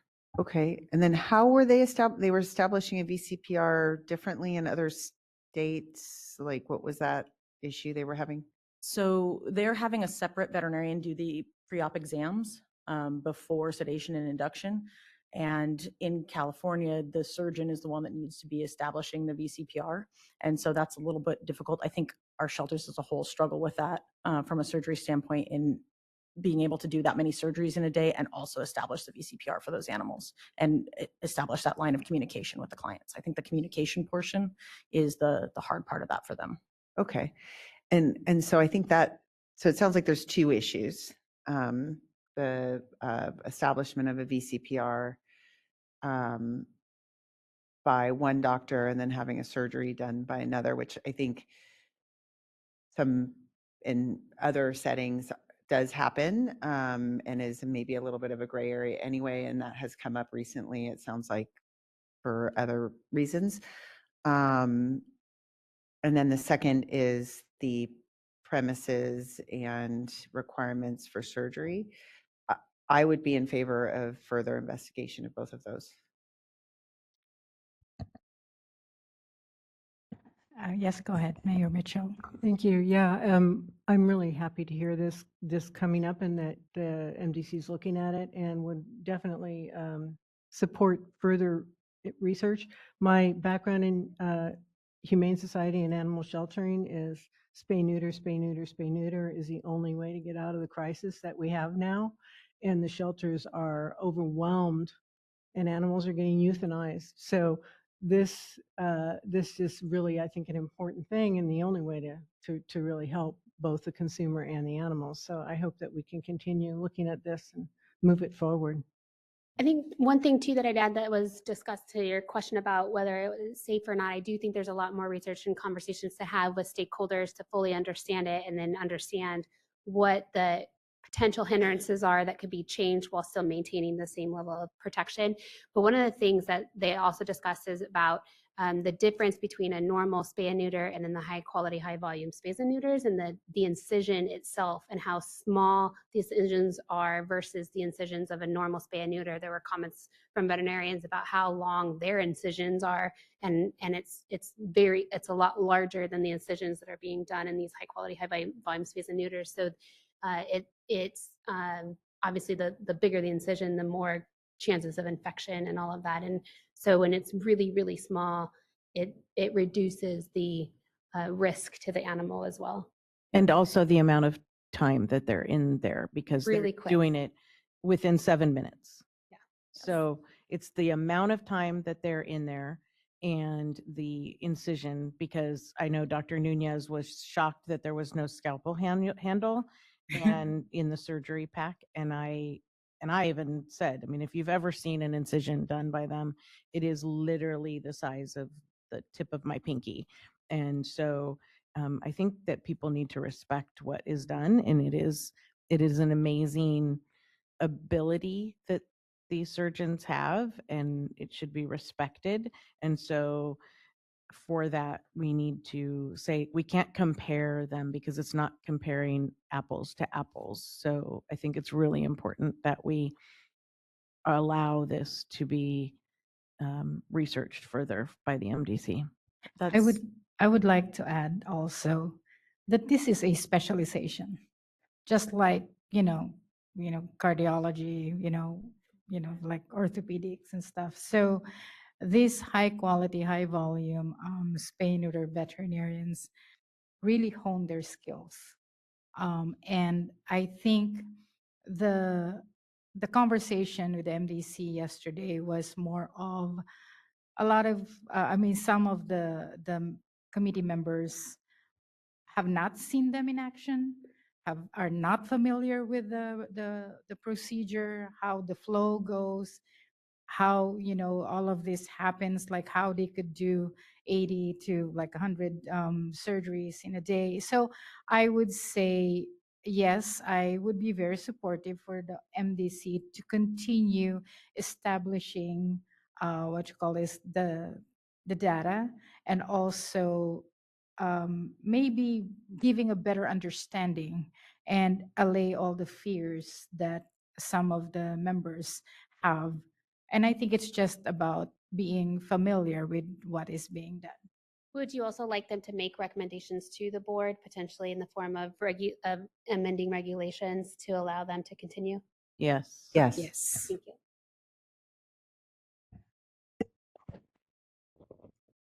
Sure, we can go. Yeah. Okay, so for this specific item, we would like to open it up for public comment for those in the room. And we do have one.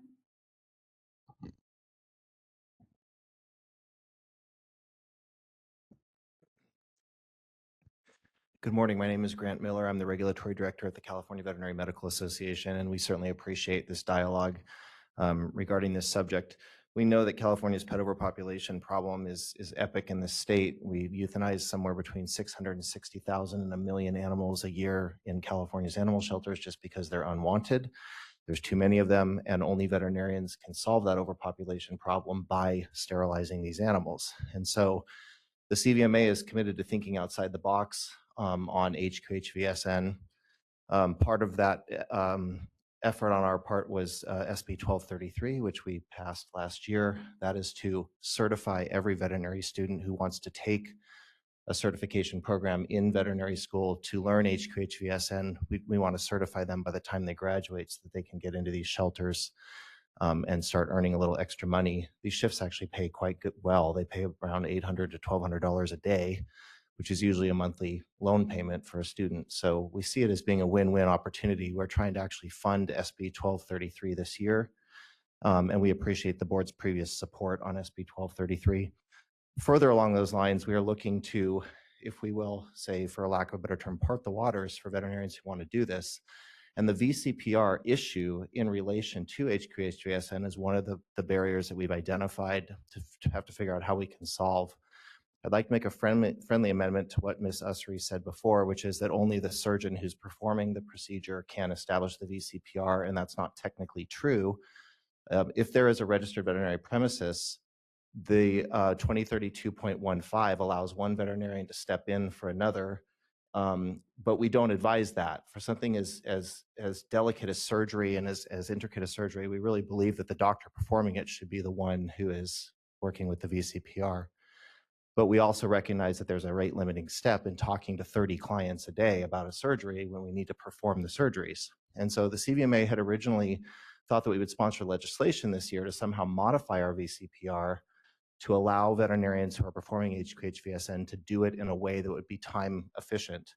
But we quickly realized among our board that this is a very complicated topic, and when you answer one question, 5 more come. And for that reason, our board last weekend directed the staff to start a task force in 2026 to examine specifically the VCPR as it applies to HQHVSN and what can be done to make sure clients are informed that they have a way to communicate with their doctor, but not necessarily in that traditional across the exam table one-on-one conversation that we are used to having. 15 seconds.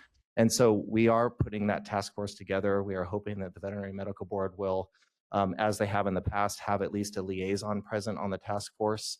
I actually feel like Dr. Solicito would be a great person given her background, but we're working on that as we speak. So for whatever efforts you might be making in 2026 to address this, please know that we are also opening a task force that will have probably a lot of shelter veterinarians and HQHVSN folks to take a specific look at this and then decide if there is some kind of legislative effort or fix that we might need in 2027 to address VCPR as it relates specifically to HQHVSN. Thank you.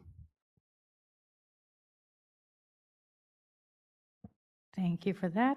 Anybody else in the room? All right, I guess there's none.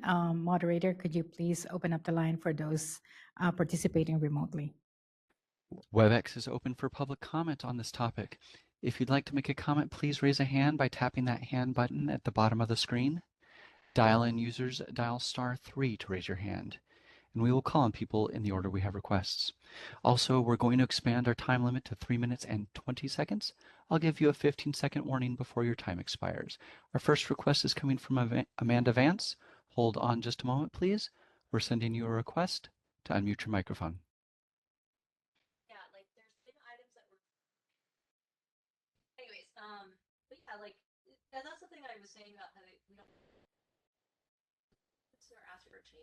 All right, Amanda, we're going to try you again. We're sending you a second request to unmute your microphone.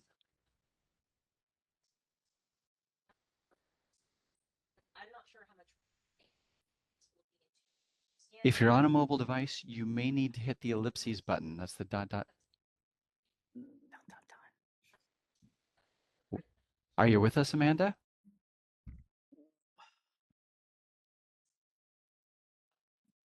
I see that your microphone is unmuted. Okay, can you hear me now? Yes, go ahead, Okay, please. perfect. Got it. So sorry about that delay. I was having some issues on my end. I was a spay neuter veterinarian for 17 years, high quality, high volume. I estimate in my time as a spay neuter veterinarian, I did sterilization procedures on over 45,000 animals. It adds up when you do it for that long. And I just wanted to make a couple of comments. One is, yes, we do have an issue with the pet overpopulation program or problem. However, we need to look outside of spay neuter and we need to look at public education, because unless we get ahead of why are people not spay neutering their pets, we're not going to get ahead of the issue. And it's just going to keep happening. Yes, we do need to continue high quality, high volume spay neuter, but it is not the only fix. And it's a discussion that's too big for this meeting, I recognize. Second, as far as the VCPR, in my practice that I did high volume, high quality spay neuter, I did do exams on all of my animals with the owner present. The exception was if it was a rescue group with an agent or with the local animal shelter. So it is possible to do it in person. You just have to be a little creative about it. And lastly, as far as mobile units, it is definitely worth looking into. It is definitely worth exploring. We should hold them to the same standard as brick and mortar, but recognize that there are limitations and that we have to be creative in the solution for it. So thank you. Thank you. And that was our only online request. Yes, thank you very much. Okay, before we move on to the other items on the report of the MDC, I think we will be going on a lunch break first. Let's go for an hour. We'll be back at 1 o'clock, hour and 3 minutes. Thank you very much, everyone.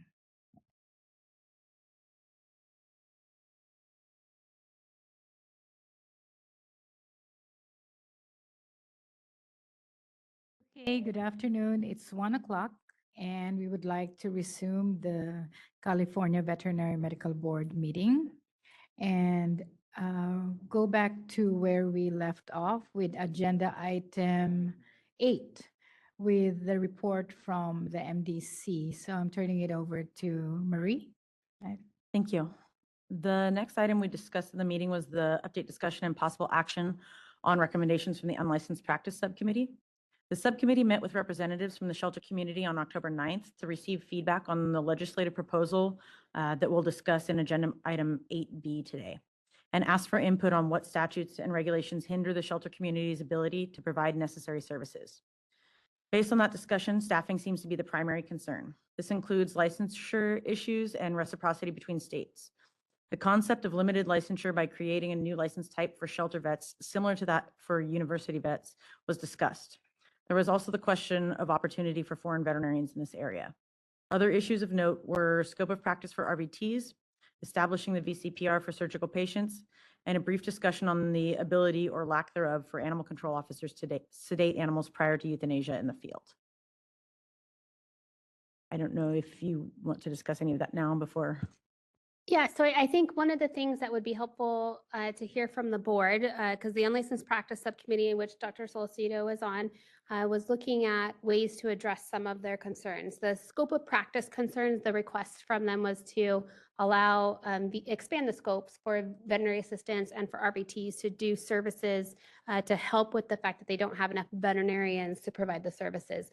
Boards don't typically do scope expansion bills. That's done by the profession themselves. But another discussion, like Marie had talked about, was creating a limited license for either a true reciprocity license for shelter veterinarians, where if they're licensed in another state, they can become licensed in California quicker by removing certain requirements, like removing the requirement that they have to, if we verify that they're licensed in their state, remove the requirement that they provide proof of education, that they provide proof of passing the national exam, because the assumption is if they're licensed in another state and practicing, they have done that at some point.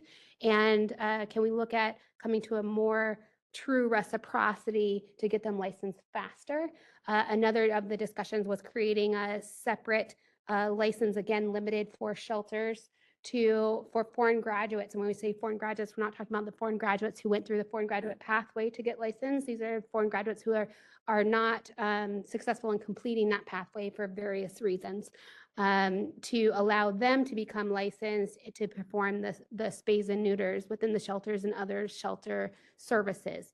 They had said during the stakeholder meeting that they knew if this board created that license similar to the university license themselves, they knew of a lot of foreign graduates. I think they specifically mentioned Mexico during the stakeholder meeting that would come today to start providing services in the shelters.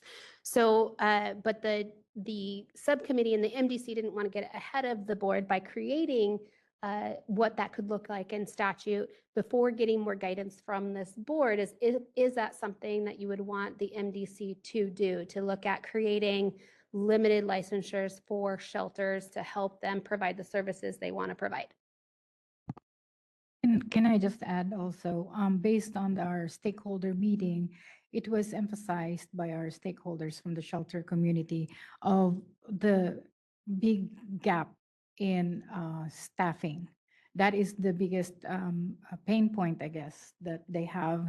And that's why they're reaching out to the board as to what the board could do to help them address that staffing issues. So, any comments?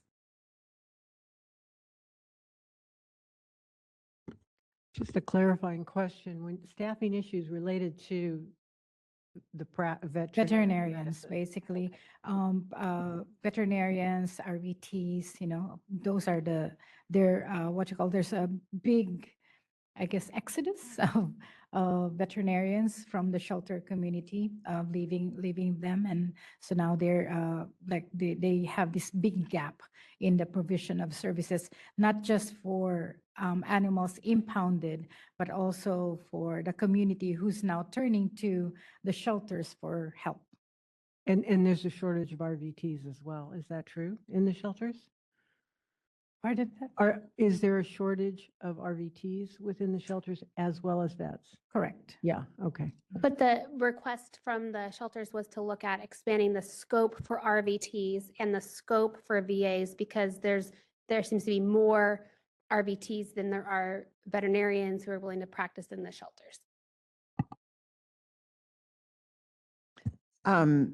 As to the question of speeding up the time frame due to reciprocity issues, I thought that our time frame is like 10 days or something. So I don't know that that would improve anything. Am I like, how would that improve anything? Yeah, so our license cycle times are pretty quick. When we first started the discussions with animal balance and social compassion legislation, which Judy Mancuso, a former board member, was part of, they were looking at proposing legislation to create a temporary license for spays and neuters, specifically to where they can come in, get a temporary license for 60 days and perform these spays and neuters. And when I went through and talked to them about the requirements that we have, because they did have some misunderstandings of what the requirements were. So when I explained to them what the requirements were and showed them how quick it actually is to get a license, they decided not to proceed with the legislation, because I also explained to them that the steps that it would take to get them licensed, to get a temporary license, would be similar to just getting a normal license. But if they do it in 60-day increments, they would actually have to, every 60 days that no one come back, they'd have to apply again, where if they just got a license, it'd be good for 2 years. So yes, it is still relatively quick, but any step that you remove is is a step quicker to licensure. So as far as what that equates to in days, I don't know, but I don't think it'll be that much of a difference. But it is something that they thought would be helpful to eliminate the need to prove education and to prove the exam scores. Okay. And then did anybody talk about, like, for the foreign graduates, some sort of a, like, certification to ensure that they can perform these procedures? Yeah, that was part of the conversation. It's not just like just giving a special license. There definitely is, would be a requirement to establish competence also, and also the supervision of, an overseeing veterinarian. And, so I guess it's just a request for us to kind of think outside of the box and what is existing, what the scenario is at the shelters, and it's a start of a conversation. Are there any other jurisdictions that are doing anything similar? Well, the only similar thing that I could think about is with Nevada's, what you call this, temporary license for foreign graduates. But this is more not for shelters, but in general practice. What Nevada has is, if they have gone through the process of ECFEG and PAVE, and they passed the NAVLE, and they haven't done the clinical proficiency, they technically can practice in Nevada as a veterinarian under a direct supervision of a licensed vet. That's the only similar thing that I could think about, and that's, I think that's what we would want the MDC to come back with, is more information for us to see if this is something we would want them to pursue, and then come up with ideas of what would be acceptable. So are you saying you want them to look at creating a limited license for the shelters for foreign graduates and the reciprocity option? I think I think what Dr. Bradbury is saying is she wants more information on it, right? Is that what you're saying? Is that? No, I was just asking a question to see Okay. if anybody knew. Like, I'm just trying Okay. to understand the topic a little bit more, and Okay. whether there was. I misunderstood. I thought maybe you were asking for more information before they went forward. Yeah, no, I just wanted, I'm just trying to understand it before we ask the MDC what to do and whether it's something we would even be behind. So I guess I have concerns because shelter animals are animals and we want this, don't want them to be harmed. And sometimes they are also, we don't want them to be harmed. So it's hard to say we would have lower standards, but on the other hand, euthanizing them is harming them too. And so, I guess I am open to investigating it more. I just wanted to know if there were other jurisdictions that had anything similar.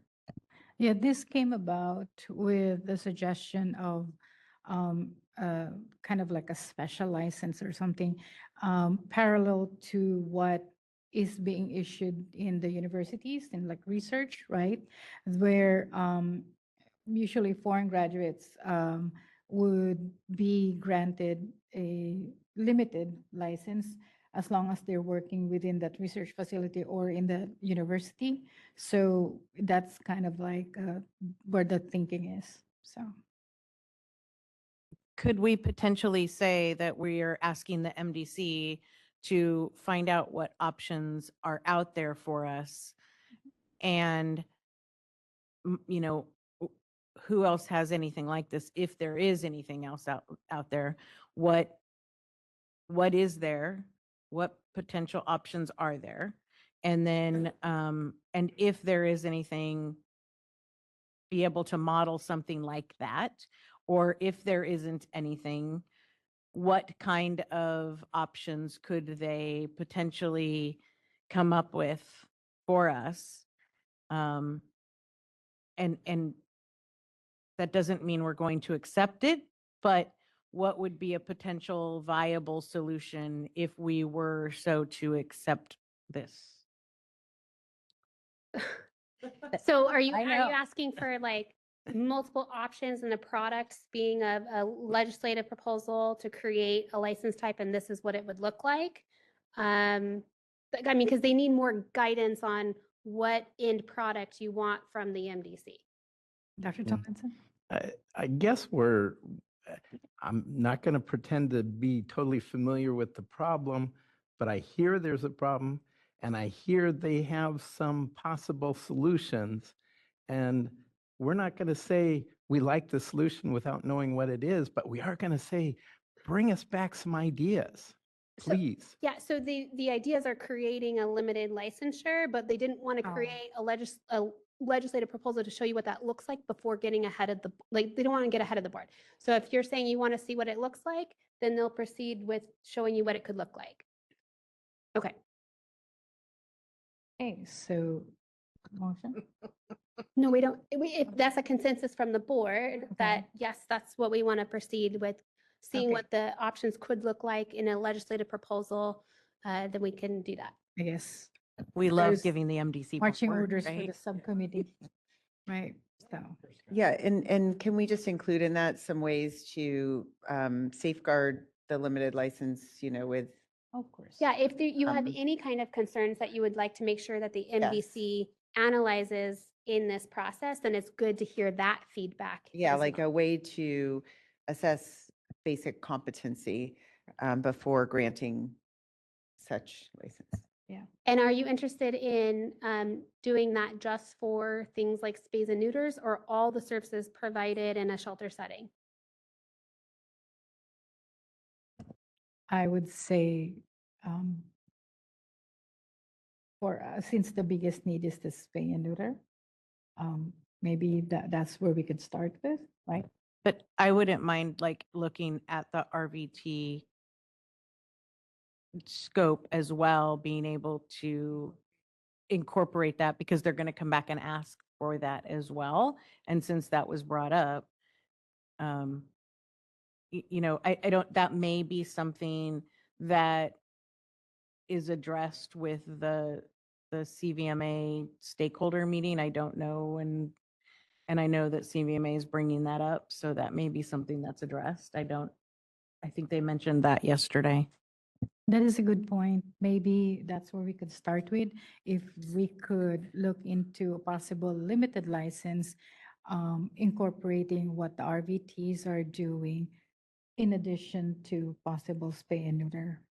I thought RVT's scope of practice is not the board, but Right. yeah, that's. The board doesn't typically do scope of practice legislation. I mean, so we're kind of doing two different things right now. We're talking about right now a license for foreign graduates for shelters. And the reason I ask if you're looking at just spays and neuters or all shelter services is because if you're looking at competency and if it's for spays and neuters, there's creating courses then you can get certificates, especially if UC Davis gets funded.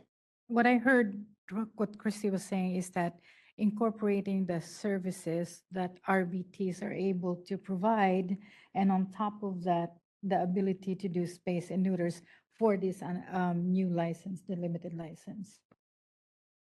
So that it's not just limited. No, not RVT. Right? Not RVTs. It's just that the services or the tasks that they're allowed to do, right? And adding a spay and neuter component to it. I understand we cannot work on scope of practice and I understand that. And so maybe let's take out what I just said about RVTs and work on the one thing and move forward with that and see where the rest of it goes. Foreign graduates. Yes. And we foreign look grad. Everything that they do in a shelter setting, because we want them to be able to practice in a shelter setting and be effective. And Thank you. Strike, add, edit. Dr. Tomlinson. Okay, Dr. Tomlinson. Strike, edit, Got it. All right. right, next item. Oh, I'm so sorry. So that was foreign graduates. Do you also want to look at reciprocity for shelters as well? At least we can provide you options, and then maybe we can provide more data on how long it typically takes to get that information. Sure. Okay. Sure. Okay. Yes.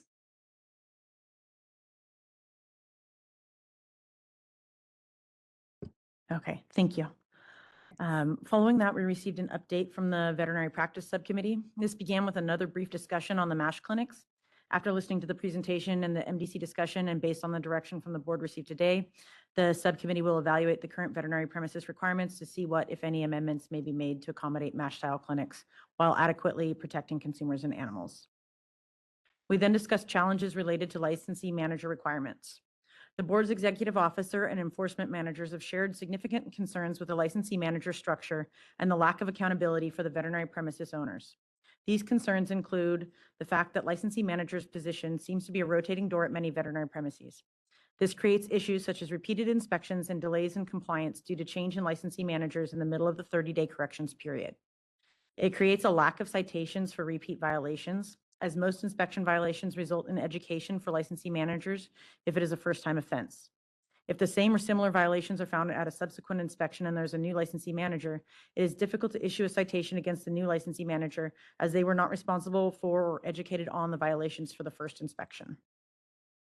It creates issues with amended pleadings.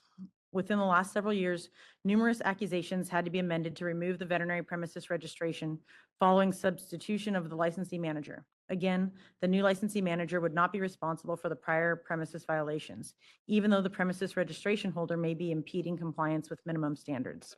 Additionally, the licensee manager cannot enter into a stipulated settlement for the veterinary premises if they do not hold the veterinary premises registration. Thus, accusations are now only filed against the licensee manager and the veterinary premises registration if the licensee manager is the premises registration holder. Otherwise, the veterinary premises registration and thus the unlicensed registration holder is left out of the pleading. It was noted that there also seems to be a general misunderstanding of licensee manager duties, and in many cases, veterinary premises staff are unaware of who the licensee manager is, especially in situations where a licensee manager is responsible for multiple premises throughout California. There is currently no cap on how many premises a manager is responsible for and no requirement for them to live in California, nor is there a specific requirement for how often they must set foot in the premises they are managing.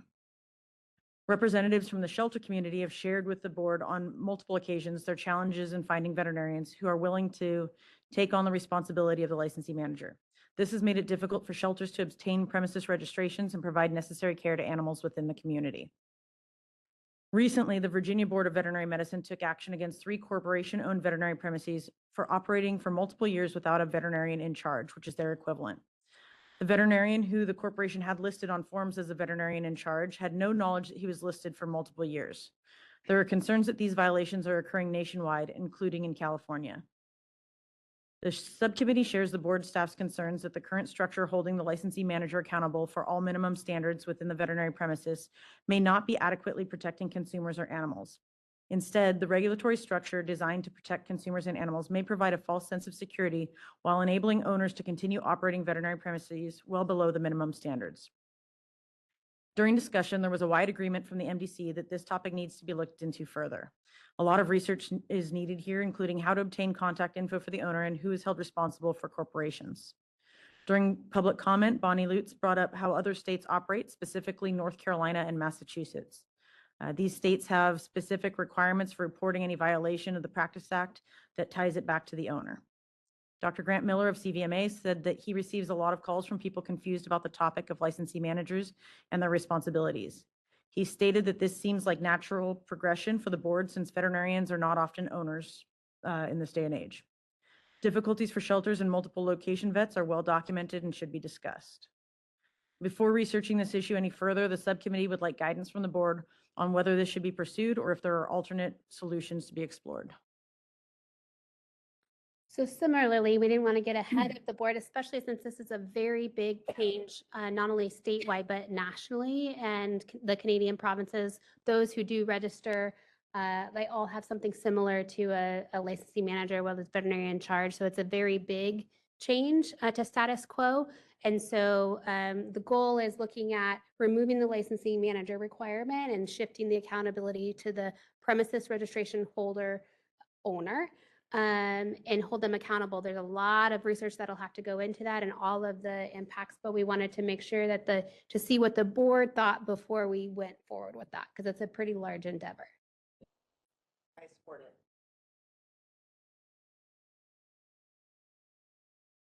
it. Okay. Any specifics, direction to the MDC of what to look at, make sure to address concerns or anything other than what's in the memos? One of the issues is accountability. And I think one of those things can be they have to be a resident of California. Oh. Okay. I think that can be an important step. So the premises registration holder, you would want to be a resident of California. Yes, that has an address on hand so that we have someone who is accountable that we can account for. So how would that work with national corporations? For them to figure out. Okay. It would just mean national corporations have to have a licensed person in California. Well, that's what they're doing like now. Yeah. With the, and so it wouldn't, it's not, it isn't, they don't even, an owner doesn't have to be a licensed individual. The owners are the owners. And that's what we're saying. I believe the idea is to remove the need for one, because if it's somebody who's in California that's a licensee, and then they just are like, okay, yeah, I'm out, I'm not doing that, we run into the same problem. But if it's the owner of the practice, they are just, it's not a rotating door. So it's not a licensee anymore. It would be the owner of the practice who might be a licensee. Registration holder. So the registration holder, but currently there's no requirement that anyone resides in California. So that would be a pretty big change. And the other thing that was discussed about making sure that you hold someone high enough in the food chain accountable. So it can't just be someone like, oh, you're in California, we're going to make you accountable. So it's like switching the licensing manager with someone else that then it becomes a rotating door. You would want, and I think this is all part of the research, but I think with Board of Pharmacy, they have a structure we can look at where anyone that's listed on the Secretary of State's website, I think Board of Optometry has something similar as a holder in the corporation. But that, I mean, tying that to then requiring residency in California, I think that's going to be a pretty big hurdle. But all things that we can all look at. So we can.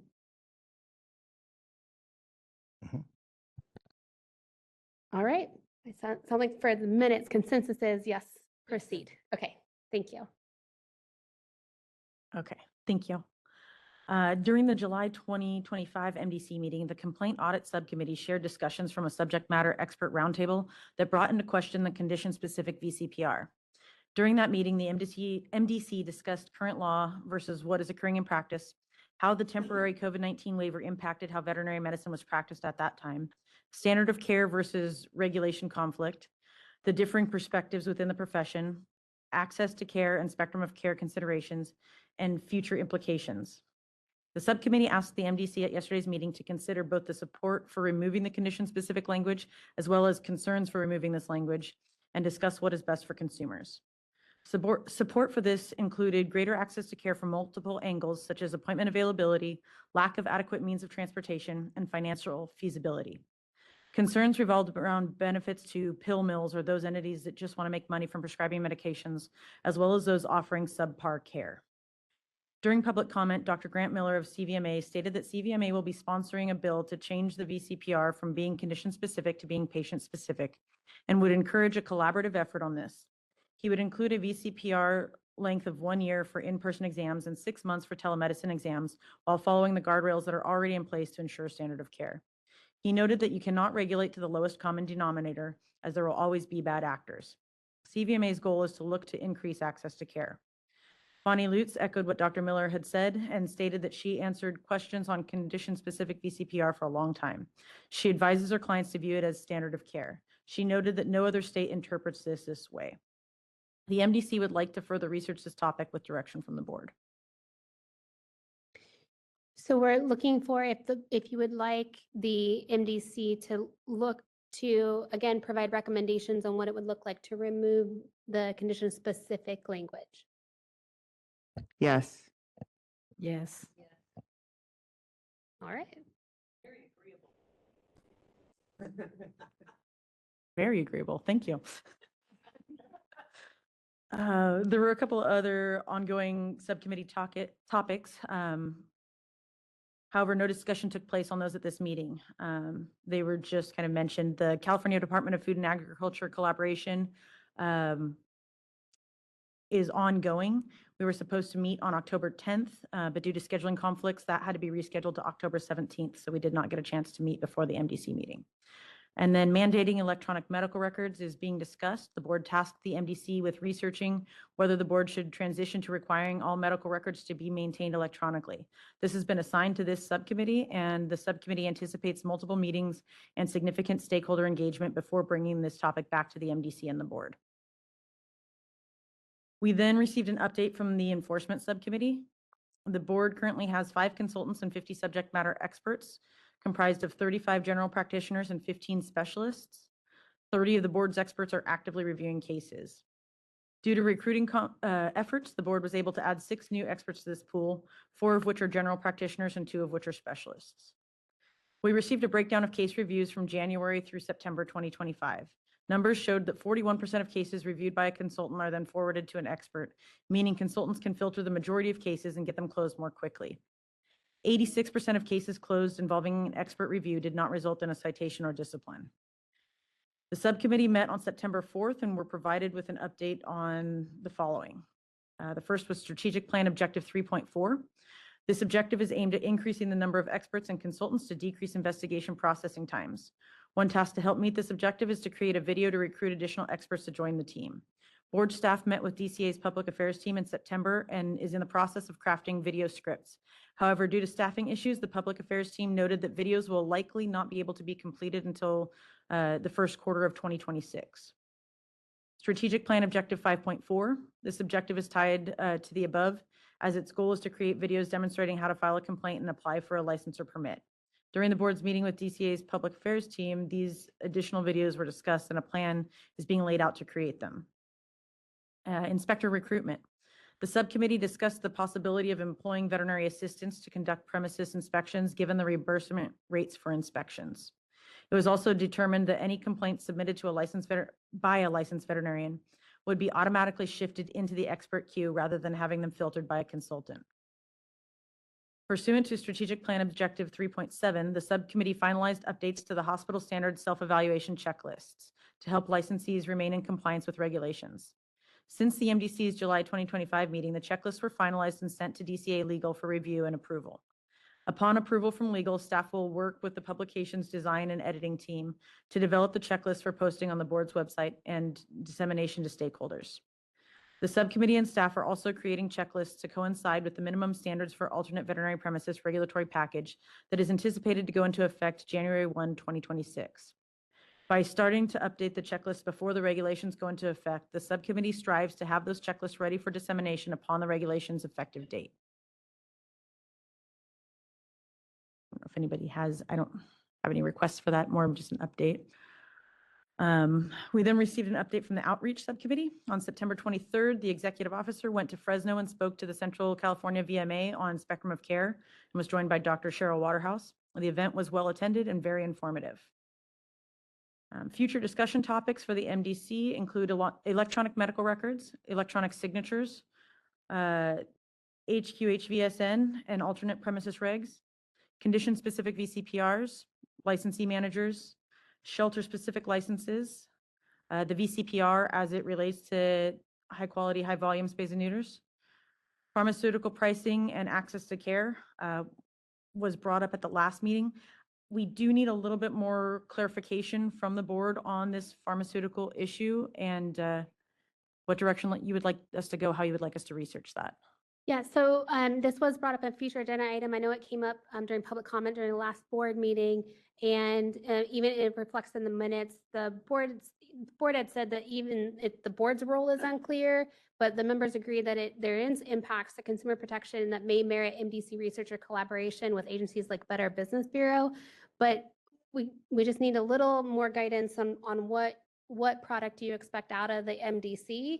Because when it comes to access to care, this board created an access to care task force a couple years ago and looked at all the potential ways that the board could help with the access to care issue, and had taken a lot of action in order to address all the things that this board had felt was within its purview for access to care.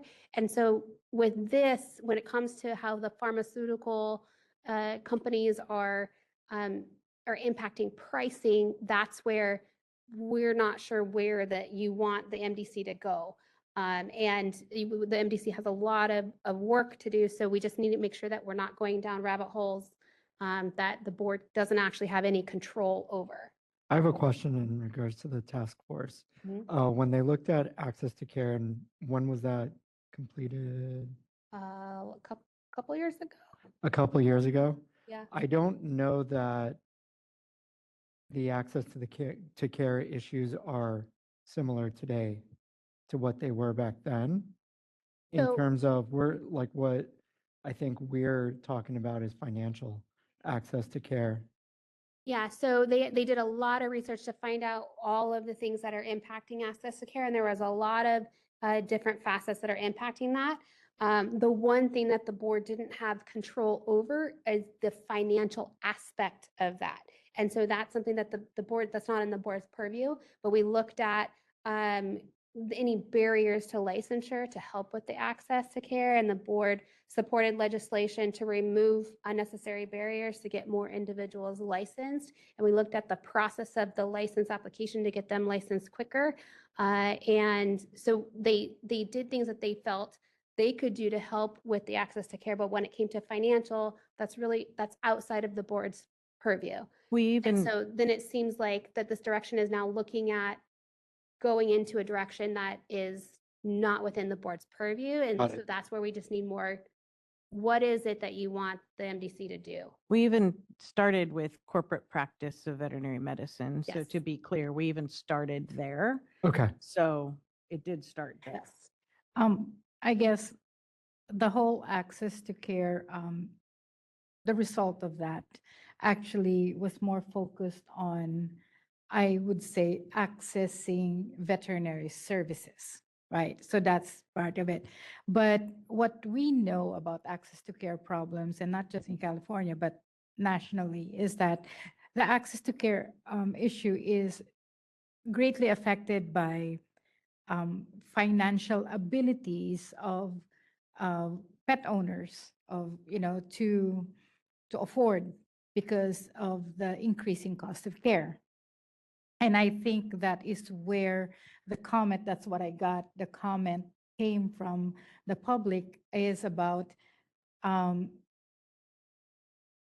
top of the shortage of veterinary services, which the board is trying to address, there is also this problem where the cost of care, especially the access to medication, is becoming a problem. And I think that's what the comment was about, with regards to the disparity in the pricing compared to corporate and private practice, or something like that. Yeah, it was related to corporations and those who are able to do Correct. a higher volume got a better deal on pharmaceuticals than the independent veterinarians.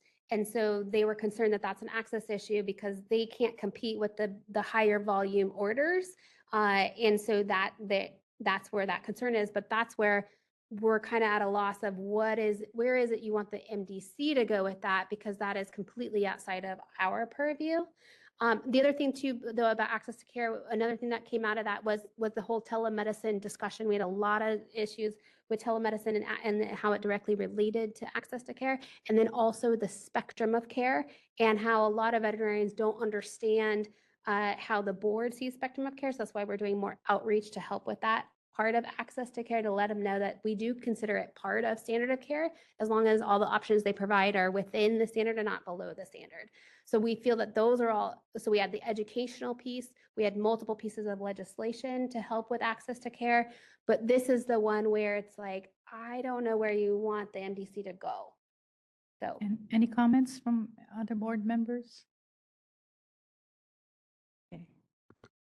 So it seems, to recap, you're saying that it's not within our purview to talk about the pricing and what could we do? But there Yeah. really isn't anything, right? So. Right, and that's kind of where we're at a loss, because this was delegated to the MDC to look at, and it's specifically about pharmaceuticals and their pricing, which we have zero authority over. So what would you like from the MDC, I guess? Is there zero authority regardless of legal grounds to how the pricing activity is done? We have no authority, whether it's pharmaceutical or any veterinary services, to dictate pricing of anything. Right. So that's where we're kind of at a loss. Yeah. I can only come in from the outside and say that I, as a sole practitioner, am not able to buy what the corporations can. So I joined a buying group, so the buying group can buy at the same price as a corporation. These are financial things. I don't think that's our purview. Okay. So it sounds like the consensus is you guys are okay with the MDC not going further with that. Okay. I agree. Okay, we will take that off of our to-do list. Thank you. We discussed future meeting dates. Our 2026 dates will be January 20th, April 14th, July 14th, and October 13th. We then held the election of officers for 2026. Dr. Cheryl Waterhouse was voted in as MDC chair, and public member Kathy Bowler was voted in as vice chair. I would like to offer congratulations to both of them.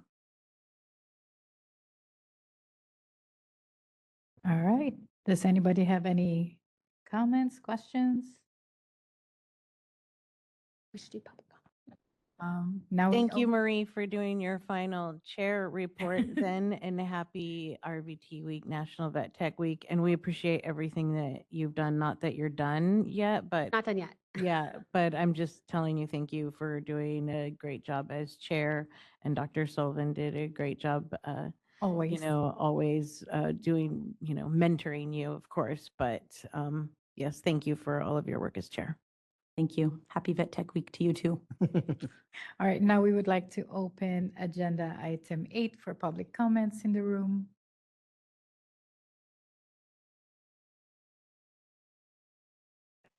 And this is just 8A. Oh, 8A. Hello.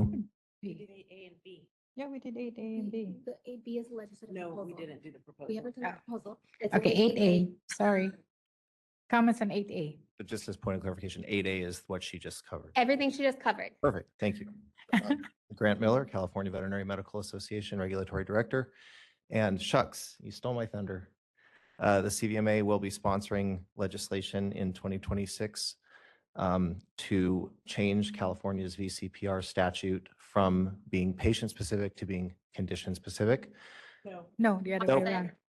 Thank you. I wanted to make sure everybody was listening. Oh, we got him. You to do the other thing. And we have listened intently to what the board said in July with its comments, and also now to what it's saying here. We also believe that if this will be changed, there needs to be a 1-year exam of the animal in person and 6 months on telemedicine. We do understand that there are a lot of concerns kind of tangentially relating to telemedicine, but this bill will really not be addressing telemedicine. It will solely be looking at how we can change our VCPR to be patient-specific, which we believe can be done by some simple strikeouts and some additions of clarifying language on when the animals will be examined. So we're in very early stages, but we have secured the San Francisco SPCA and the San Diego Humane Society as our co-sponsors of the bill. Together, as you know, we ran some bills this year to address RVT and veterinary assistant tasks in practice. So we feel that we work well together. Now we're looking for an author next. But I would like to reserve the request of your board to be collaborative with us. I've found that in all instances when we've worked with legislative language, this board's presence and knowledge of the law has been very helpful to us in making the law the way we really want it to be. And so we do have some proposed language, but we expect in January to be coming to you on a more official capacity, if all goes well, to say, here's our language. Hopefully you can support it. And maybe if you can't, maybe you could get us to a place where you could if you wanted to make some amendments. So I'm reserving that ahead of time, and thank you in advance for your collaboration on this effort. Thank you.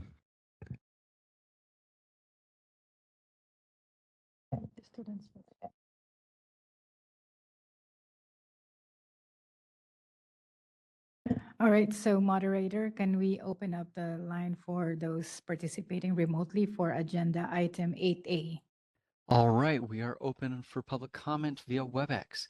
If you'd like to make a comment, please raise a hand by tapping that hand button at the bottom of the screen. Dial-in users dial *3 to raise your hand, and we will call on people in the order we have requests. As a reminder to our mobile device users, you may need to hit the ellipses button, that's the ... in order to find your hand. We're going to take just a few more seconds to see if we have a request for public comment. Our first request is coming from Amanda Vance. Hold on just a moment, please. You'll be given 3 minutes to speak, and I'll give you a 15-second warning before your time expires. Hi, can you hear me? Yes, go ahead, please. Okay, excellent. I had more success this time. I want to address the concern about a lack of veterinarians with shelters We can't hear.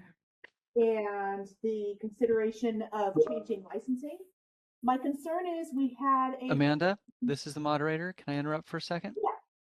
Is it possible to get closer to the microphone? Yeah. Can you hear me better?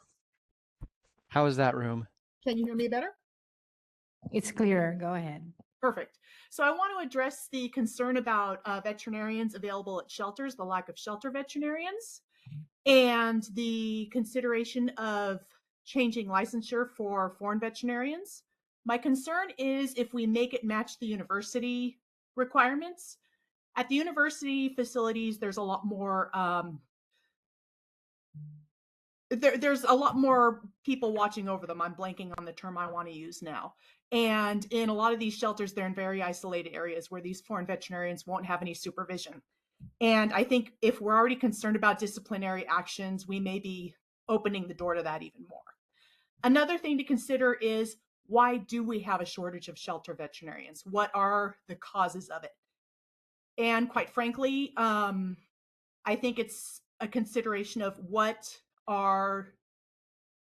benefits do a veterinarian have to pursue shelter medicine, pay, benefits compared to general practice and other fields in veterinary medicine, quite frankly.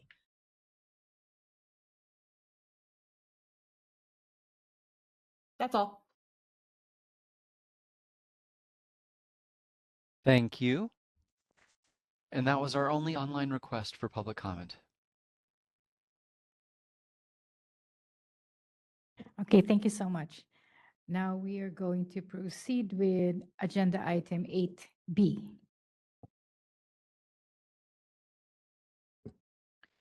Okay. So this is the recommendation on the legislative proposal to amend BPC 4827 regarding veterinary medicine practice exemptions.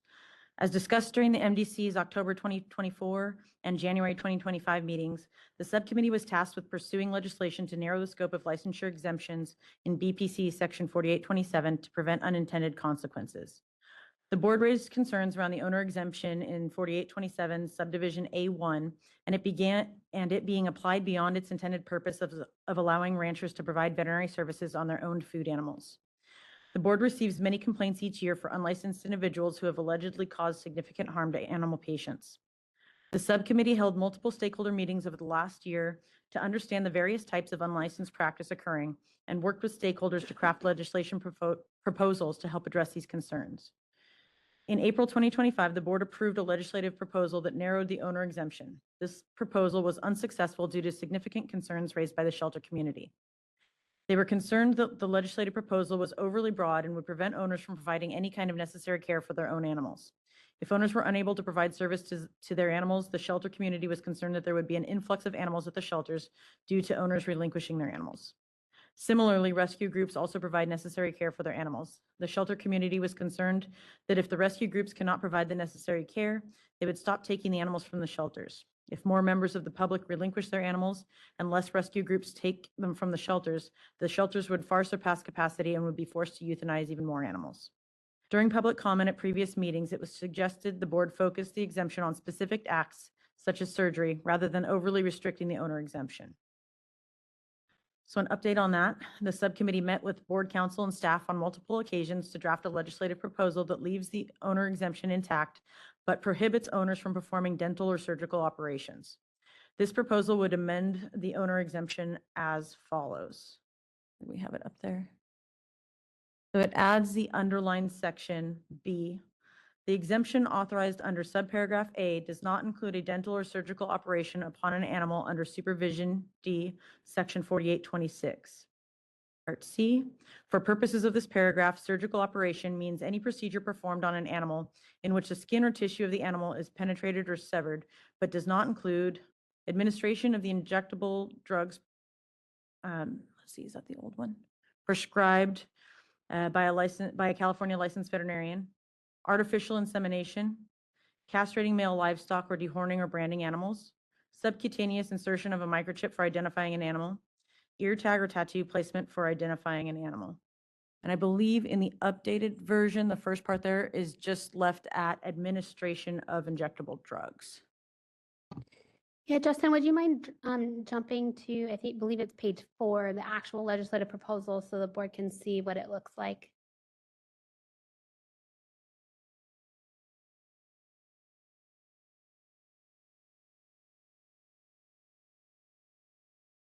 Thank you. Thank you. The subcommittee believes these amendments would prevent the most egregious forms of unlicensed practice, which would be surgery, from occurring while preserving an animal owner's ability to provide necessary care to their animals. During public comment, there were some cautions, one of them being from Dr. Grant Miller of CVMA. He had concerns on how this might affect the definition of surgery moving forward, since this would be in statute. Bonnie Lutz also commented that it is disturbing that there is no other definition of surgery anywhere else in the Practice Act. So the MDC voted to recommend to the board to submit to the California legislature the legislative proposal described herein to amend BPC section 4827 regarding unlicensed practice. Any comments from any board members? Okay, go ahead, Dr. Tomlinson. My only question on this was D, I believe, where it says subcutaneous administration of ID. Was there a reason why you put subcutaneous? I mean, because I'm sorry, you said in D? maybe it's D, I can't. Yeah, it's C4. C4, okay, thank you. The only question is, in all other or many other species, it doesn't go subcutaneous. So if you're just talking dogs and cats, that's fine. C4 is the microchip? Yeah. Oh. Tara Welch, Board Counsel. Is there, a description of tagging the ear that could be utilized for C4? I mean, clearly we're trying to accommodate microchipping for animals. So if there's some other identifying, Just take the word subcutaneous out. so that would then be insertion of a microchip for identifying an animal. So that's where? You mean where do we put it in other animals? Yeah. Ear tags, nuchal ligament, things like that. So 5 does have ear tags. Pardon me? So C5 does say ear tag. Okay. I couldn't quite read it on the screen up there, but I was specifically thinking about in horses. Owners are currently allowed to put in the ID chip, but if this went through, they would be prohibited from doing so. I think, I mean, to me, just removing subcutaneous and saying insertion of a microchip for identifying an animal would be a reasonable thing, since that's the intention of this, right, is to allow people to be able to do that. Mhm.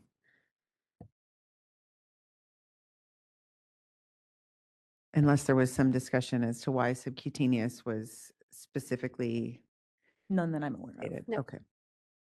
Thank you. So the amendment, I know Justin, he's sharing a PDF, so he can't show a amended version, but it would be striking subcutaneous. And it would just be start with insertion. Okay. Was there support of this from the other stakeholders? Okay. Yes, this was discussed with the stakeholders of the shelter community, and they agreed. They, in fact, appreciated the term was the compromise done by the board, to accommodate their concerns. And was there any further discussion about the concerns raised by Bonnie and Dr. Miller? Okay. Okay.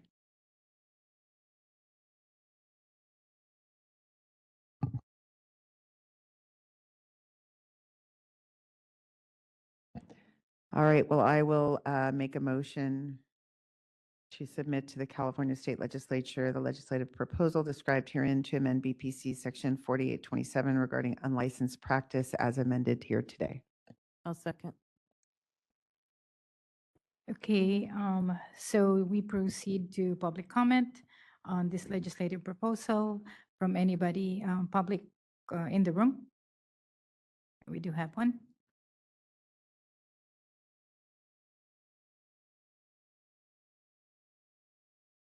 So just one brief comment. I'm sorry, Grant Miller, California Veterinary Medical Association. Just one brief comment that may have been overlooked yesterday by me, which is that in addition to injecting animals, many owners draw their animals' blood. In the cattle industry, it's now very common to just do a blood test to determine pregnancy, and those owners can do it on their own. They can either draw from the jugular or the tail vein. And so that might need just a little bit more discussion or consideration as a potential for that subsection to be altered. Thank you.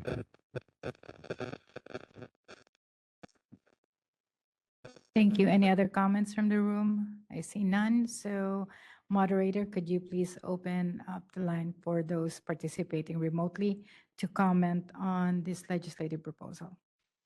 WebEx is taking public comment. Please raise a hand by tapping that hand button at the bottom of the screen. Dial-in users dial *3 to raise your hand. And our first request is coming from Karen Atlas. Hold on just a moment, please. We're sending you a request to unmute your microphone. Hi there, can you hear me? Yes, go ahead, please. Wonderful. Good afternoon. My name is Karen Atlas, and I am the president of the Animal Physical Therapy Coalition, a diverse alliance of veterinarians, physical therapists, registered vet techs, and animal owners who share a common goal, which is to increase access to care for animals in California by allowing veterinarians to refer or provide medical clearance for a qualified animal physical therapist to practice under the degree of supervision determined by the veterinarian, whether that be direct or indirect. Importantly, we also serve as a voice for California veterinarians who no longer are aligned with the CVMA. The CVMA is not the sole voice for the veterinary profession in this state. Many veterinarians across California support collaboration and referral-based care, and our coalition represents those professionals who value choice, trust, and access for their patients. I would like to state for the record that this board has once again failed to bring forward or discuss any of the solutions and comments our coalition has submitted regarding unlicensed practice and exemptions. We have been diligent and engaged, and we have provided both written letters and oral testimony during the exemption stakeholder meetings, yet none of our proposals have been substantively considered.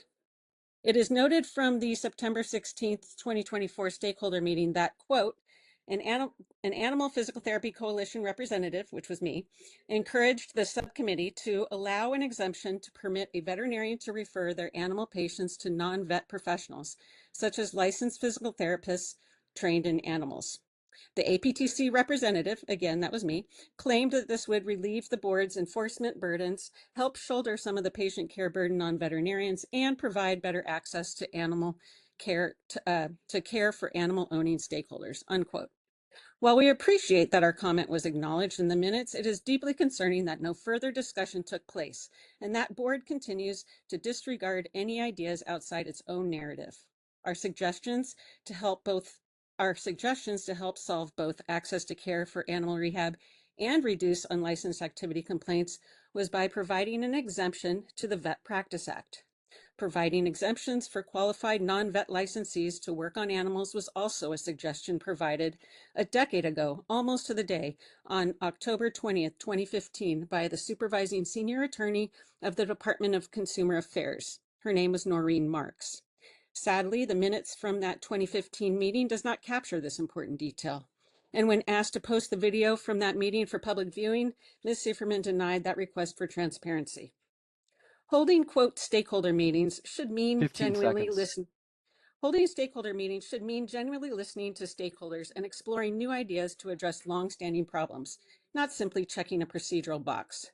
Time and time again, we have raised real issues and offered workable solutions, and time again, those have been ignored. Time. We're respectful. Thank you.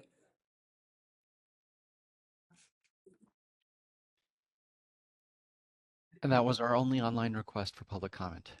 I take it back. Hold on just a moment, please. Next, we're going to hear from Sebastian. Going to have to help me with the last name. Lidike. So Sebastian doesn't need a time. He's our student liaison, so he can speak as long as he needs to. They can speak, sorry. Hello. Yeah, this is Sebastian Lidike, the student liaison. I just, if I could talk about section C4 that we had just been discussing, where Sebastian, we were. if we could, Sebastian, I'm so sorry. If we can actually get through all of public comment, and then we can go back to you if that's okay. Oh, yeah, for sure. Thank you. There are no other requests for public comment at this time. Okay, thank you. And then Sebastian, if you don't mind, you could just unmute yourself and share your video, and then we can have that discussion with you. Sure. So, you. yeah, section C4 talking about implementship. To be honest, I don't have enough clinical experience to really talk about this with any expertise, but I do know of in the exotic animal realm, with tortoises, there is the option of implanting microchip, but I've also heard of some owners and even some veterinarians epoxying a microchip onto the shell. I don't know what the welfare implications are of that method, but I don't know if that deserves some more attention as far as that wording is concerned. So, thank you. So to clarify for that, it doesn't sound like when you're epoxying onto the shell, then it's not considered a surgical operation because it's not going to be penetrating the skin or tissue of the animal or severing the skin or tissue. Okay. So that would So still that- be permitted. It's just Okay. we want to allow for the tagging of and identifying of animals, so we don't consider that surgery. So that's why you see the insertion of the microchip, because that it penetrates the skin and therefore would be considered surgical under the definition. So we wanted to exempt it from it. Okay. Thank you. Thanks for the clarification.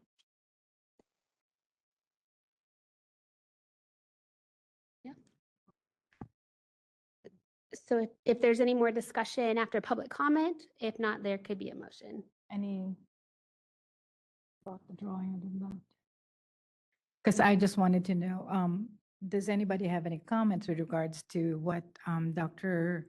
Miller had shared with regards to drawing of the blood, which technically entails penetration of the skin? Should we want to include that? I would be fine including that. And since we are defining this so narrowly, we might need to do that. So do you want to make amendment to your motion? Oh, I think I can amend my motion. Yeah, amend it to have the addition, I guess, C6 include. to include venipuncture. For purposes of drawing blood.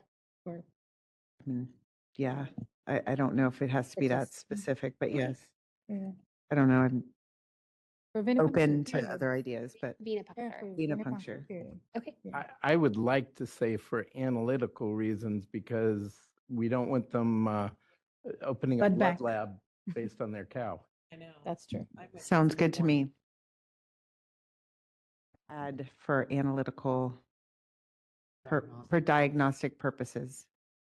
Yeah, venipuncture for diagnostic purposes. Okay. I would accept that friendly amendment. Yeah, we probably should get public comment based on that amendment. Okay, so just to be clear, the amendment is to VPC Section 4827, Subdivision A, Paragraph 1, Subsection C, Subparagraph. It's a new subparagraph, Roman numeral 6, would authorize venopuncture for diagnostic purposes. Thank you. Okay, with that amended motion, we would like to open the floor for public comment. Anybody in the room? So for the purposes of meeting minutes, Dr. Miller said perfect. And 2 thumbs up. Okay, now we would like to open it up for folks that are participating remotely to comment on the amendment. All right, now is the time to raise your hand to comment on the motion. If you'd like to make a comment, please raise a hand by tapping that hand button at the bottom of the screen. Dial-in users, dial *3 to raise your hand. And our first request is coming from Beth Vinnett. Hold on just a moment, please. We are sending you a request. Oh, hand went down. Hands back up. Beth, we're sending you a request to unmute your microphone. Carrie will follow if the hand remains up. Okay, can you hear me? Yes, go ahead, please. Great. Sorry, I was trigger finger with the lowering the hand. Was it the intention of the board to allow owners to draw blood for any purposes or for the purposes of diagnosing pregnancy?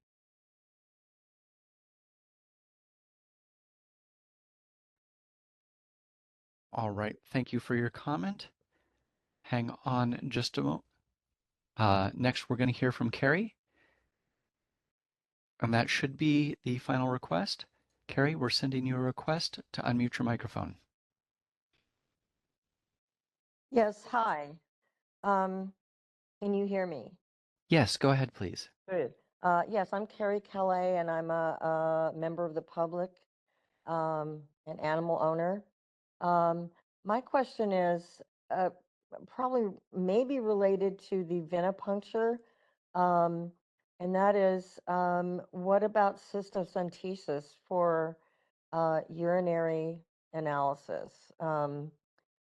And diagnosis, whatever you call it, just because my animals have had that numerous times. Would that apply in the section that has to do with venipuncture and other puncturing of the skin? That's my question, if that needs to be included also. All right, thank you for your comment. Comments are a one-way, they're not intended to produce a dialogue. But thank you very much for your comment. And that is our final request for public comment online. All right, any further discussion? Yes, go ahead. I know we're not supposed to have dialogue, but I think it would be helpful to explain the difference for. Okay, just oh gosh, Carrie, for cystocentesis, that is a much more dangerous procedure, and I have personally witnessed animals die after cystocentesis, both from rupturing the bladder and from people lacerating the aorta, which is just on the other side of the bladder. So I don't think we would be in support of that being exempted. At least I wouldn't be. But I just thought I would clarify that because it does seem like a very simple procedure, but there are some very significant risks, and I've actually witnessed some of those in practices I've been associated with. So, in fact, a vet student in my class had that happen to her own animal when she did it. So, in any case, as for Dr. Bennett's question, we did specify for diagnostic purposes for the venipuncture. Diagnosing for anything. So For there's anything. no limitation to it. Wouldn't be specific for pregnancy. It's any diagnostic purpose. Any diagnostic, yeah. Yes.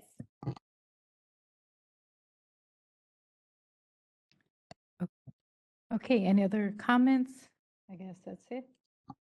Now we would like to vote on the motion. Ms. Pulowski? Yes. Dr. Bradbury? Yes. Mr. Espinoza? Yes. Dr. Maniak? Yes. Mayor Mitchell? Yes. Dr. Tomlinson? Yes. Dr. Solcito? Yes. Motion carries. And Anna and Sebastian, you guys can comment anytime, just to be clear. You don't have to wait for public comment. Yeah, please do. Okay, actually, we're going to make a little bit of a change in our sequence. We're going to skip to agenda item 11, which is the report of our student liaison. And starting off with UC Davis liaison, Sebastian Lidike.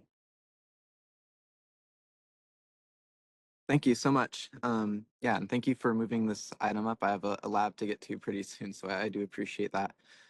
Yeah, I'm Sebastian Lidike. I'm student liaison. I wanted to report some changes to the school, as well as just some of the student reaction to that. So just initially some new class statistics. So the school removed the graduate record examination requirement in November of 2022. And since then, that's changed a little bit the demographic of the new classes. So when my class went in, we had that GRE requirement, the graduate record examination requirement. They received just over 1,000 applications, and about 900 of those applications completed all of the appropriate requirements. The classes following that did not have that requirement. So class of 2028 and the incoming class of 2029, they didn't have that requirement. The school received over 3,000 applications, with 2,000 applications having all the requirements completed. So a very significant change there.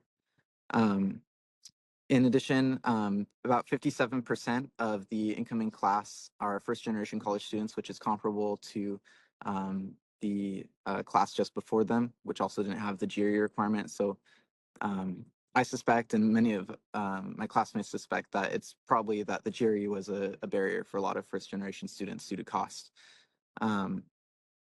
For the new class, 42% of the students of that class indicated they're mostly small animal focused.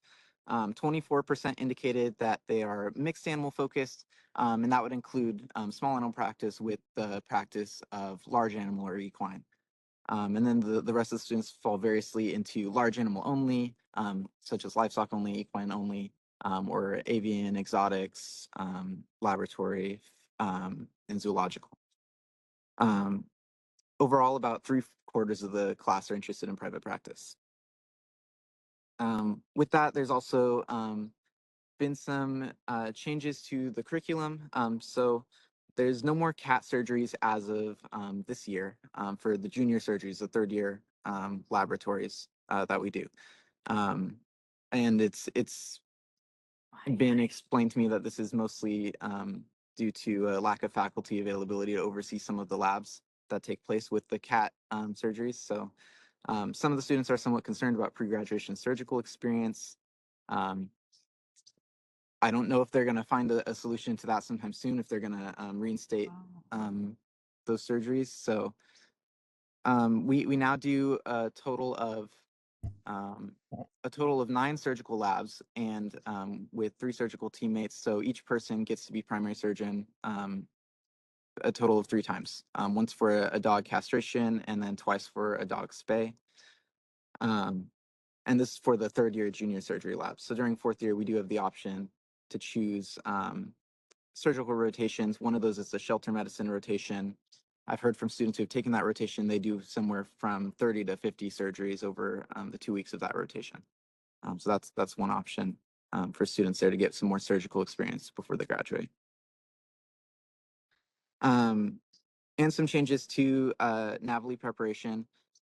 In past years, the NAVLE pass rate has been quite high, I believe, around 96%.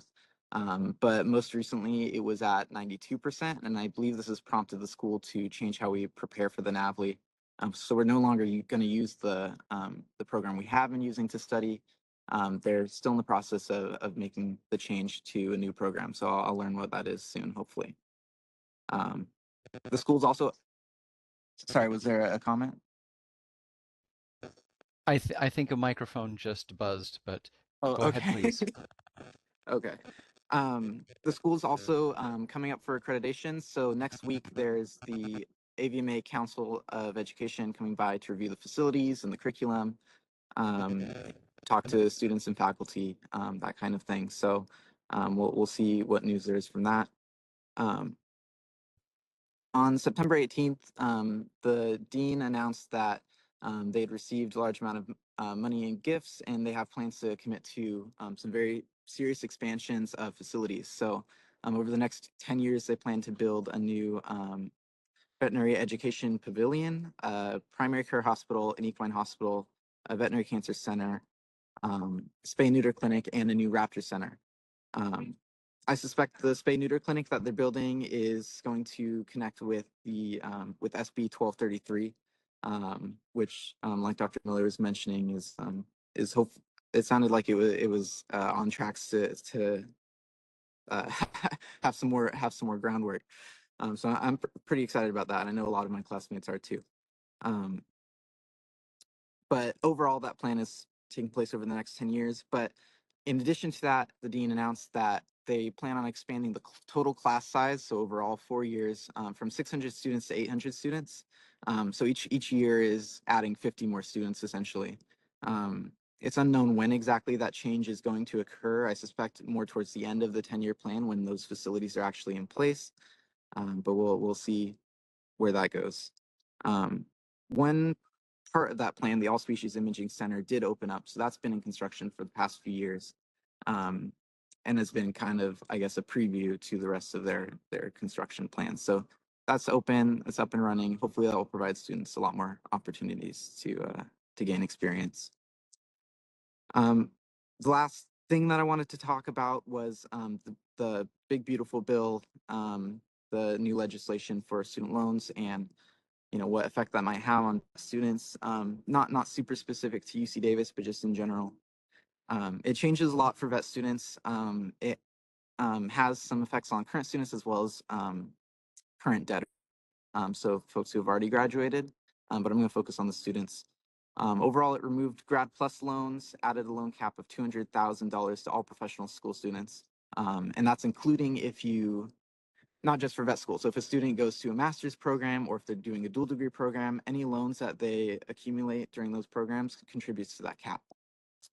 It also removes some repayment plans, so this will also affect the current debtors. They plan on removing IBR repayment plans, and they added a repayment plan RAP, which is supposed to be income driven, and the loan amount is forgiven after 30 years. So for students who entered in 2024 and before, so the class of 2028 and older, they can still take federal student loans up to the full cost of attendance. They're not limited by the cap. Any of the loans taken out after July of 2026 have to be paid through the standard plan or the new RAP plan, as opposed to those old plans. For specifically the class of 2029, the students who just came in, they will only be able to choose between the standard plan or the RIP plan for repayment, but they will still have access to the Grad Plus loans and can continue to take out loans over the cap, so they can take out full cost of attendance. Any of the other classes are affected completely by the new bill. Talking to my classmates, we don't expect that tuition is going to be lowered. If anything, tuition is only going to increase. We suspect that this is going to cause more students to have to take out private loans or finance their education in some other ways.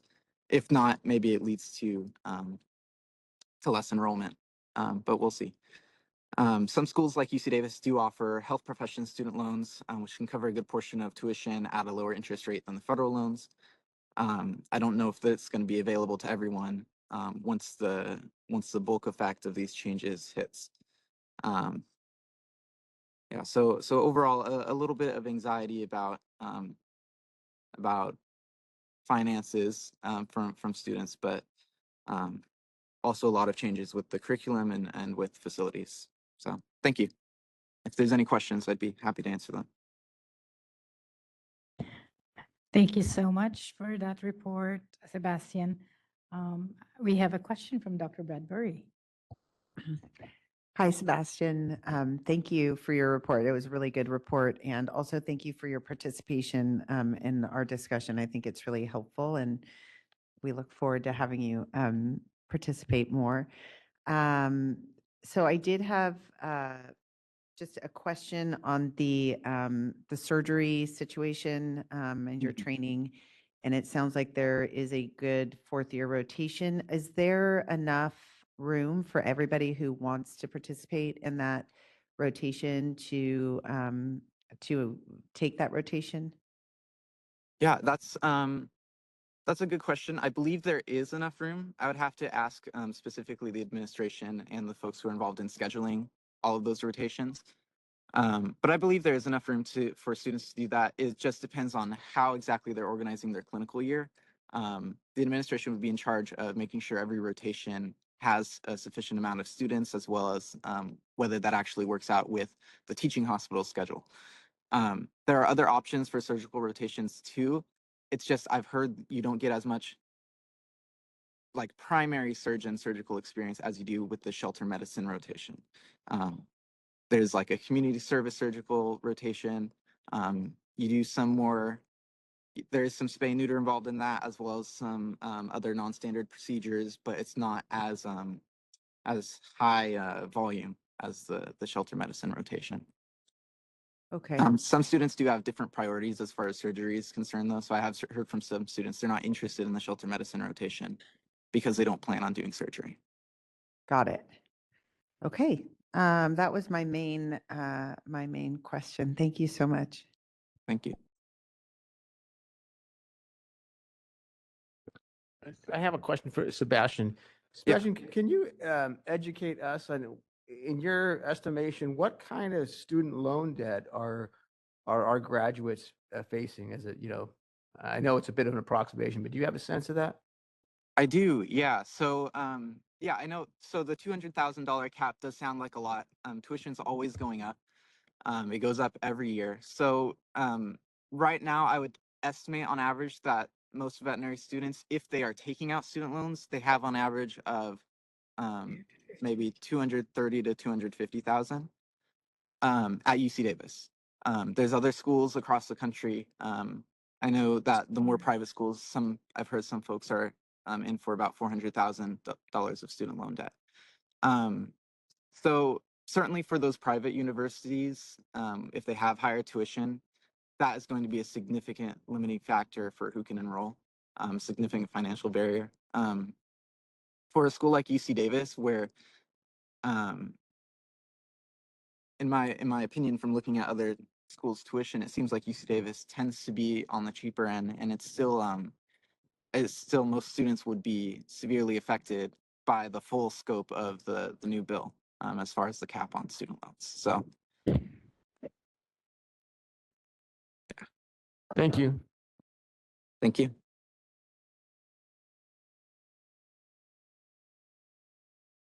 Okay, so no more comments from the board. I would like to open this up for public comment from the room. I see none. Moderator, if you could open this up um, for public comment for those participating remotely.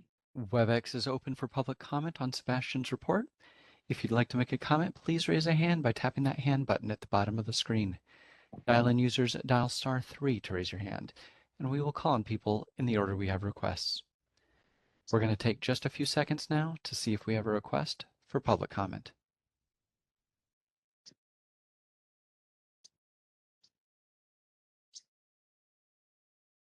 Seeing no request, you wish to continue with the agenda?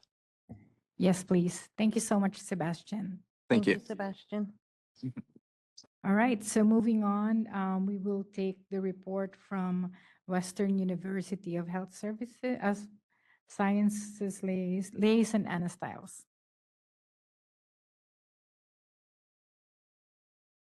Hi, can you hear me okay? Yes, we can. And can you see me okay? Yes, we can as well. Perfect. Okay.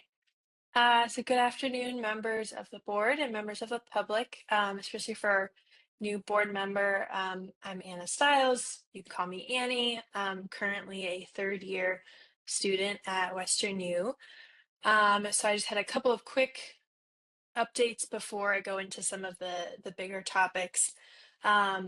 Of note, the new class of 2029 had a record number of first year students, of a number of 120 at the white coat ceremony that kicks off the year for them. And we have some new faculty as well. We have Dr. Fidget, who's the health system sciences professor, Dr. Andrew Muir, who's a large animal surgeon. He's now an associate professor. And we have Alfonso Martin, who's the new manager of clinical education. And I know that the board is curious about how students, like what their interests are in terms of their future careers and how they make those decisions. So there's some more like informal like surveying and talking to students. It seems that most of their career goals are shaped by either like pre-veterinary school experiences, and actually also like frankly our third year curriculum and the experiences that that unique curriculum offers us. So a majority of students are interested in small animal, but as I mentioned, like a lot of students, either if they volunteered somewhere or worked somewhere before in equine, or they did research with lab animals, those types of experiences have a large impact on their decision to go into veterinary school and then what they're going to do after veterinary school. But there are a fair amount of students who again, especially because of the third year clinical rotations that we have, either completely change what they want to do, or they, the focus of what they want to do kind of shifts slightly.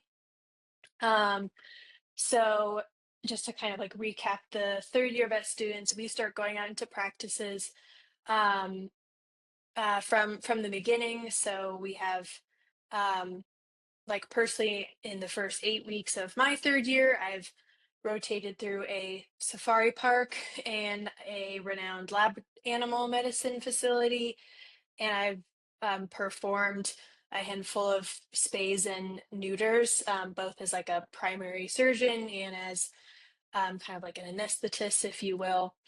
But an example that I want to highlight is a recent story of Dr. Haley Moore from the class of 2021. She recently passed her boards and is now a diplomate of the American College of Theriogenologists. And she stated that she knew she wanted to specialize in reproductive medicine and theriogenology from the beginning of her veterinary career, but she had never considered working with anything other than small animals. And she explained that her third year at Western U sparked her interest in equine medicine, and her fourth year helped connect her with theriogenologists and receive the clinical experience that ultimately led to her securing an equine internship. So there is kind of that interesting balance of, you know, people before vet school already kind of having an idea of what they want to do. But in the third year, when we start getting more clinical experience, and more kind of like structured clinical experience in diverse fields within veterinary medicine, that sometimes those interests and those focus tend to change.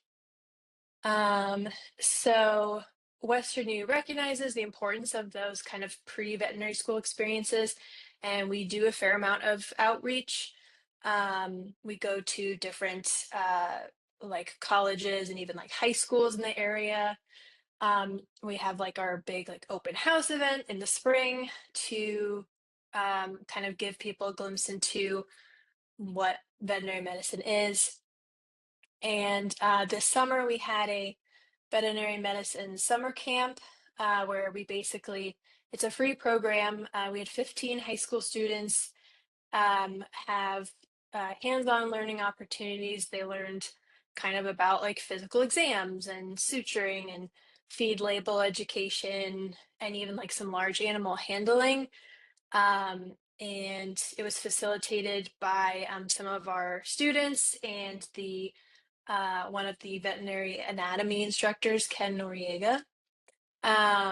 So I just, wanted to highlight the fact that Western U knows it is what they do within the veterinary school, like 4-year program, but a lot of it is also before that. It starts before that as well.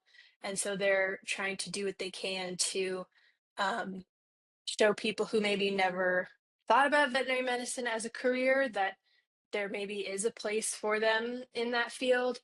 But maybe even more so, like trying to show people who have a very narrow idea of what veterinary medicine is or what their role in it is. They've Western U has done a lot of outreach to try to kind of broaden people's views in that sense.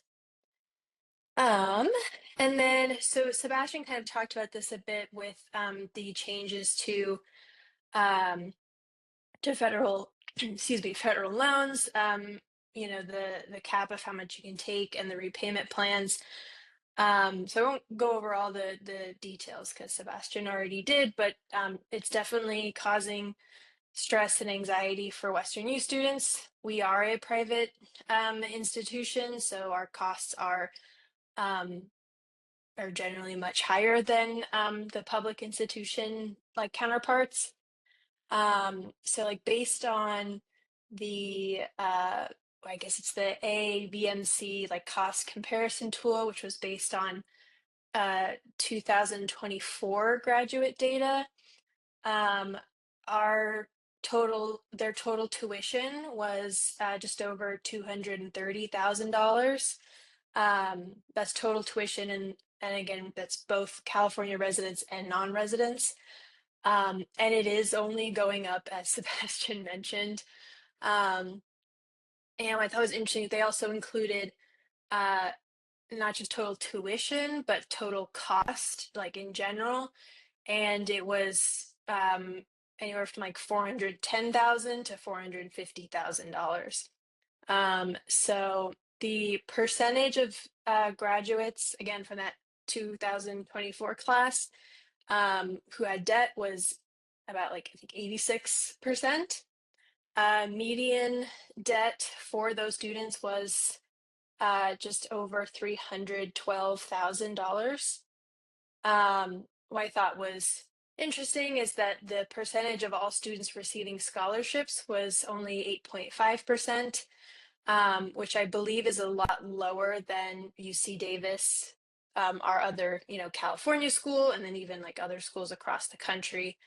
I don't know necessarily though how that compares, like what the other numbers are at other institutions. But given how expensive our school is, how expensive cost of living is in our region of Southern California, these loan caps and changes in the repayment programs are definitely causing students a lot of anxiety, and there's also just a lot of well, there's frankly a lack of clarity, and that might actually be causing more anxiety than the actual numbers. It's more the kind of suddenness of these changes and the lack of clarity with them.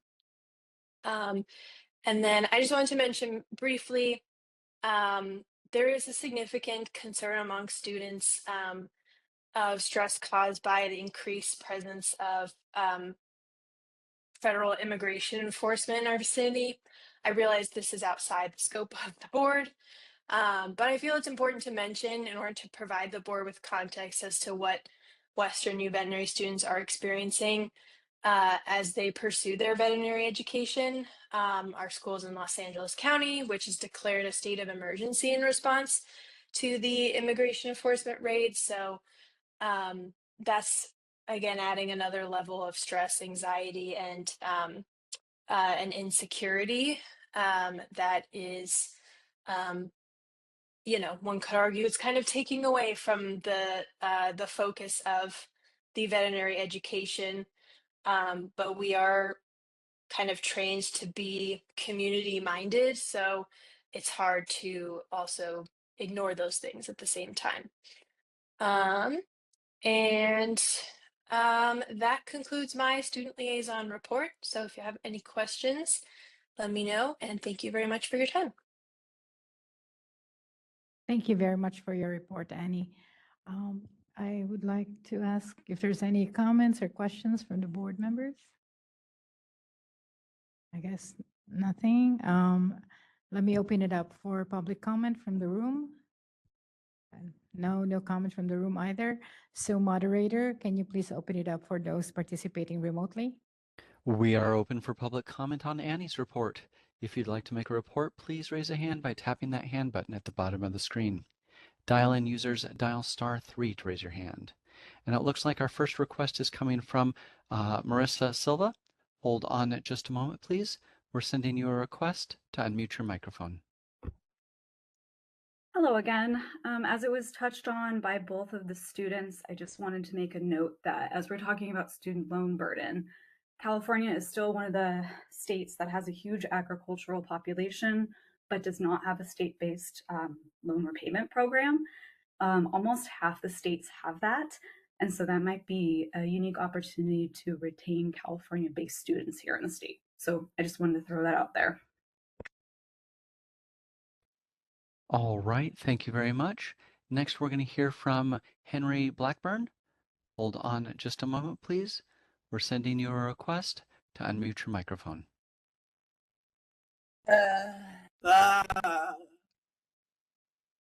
Henry, are you with us?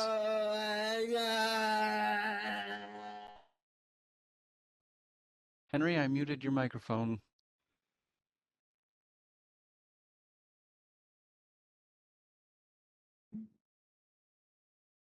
All right.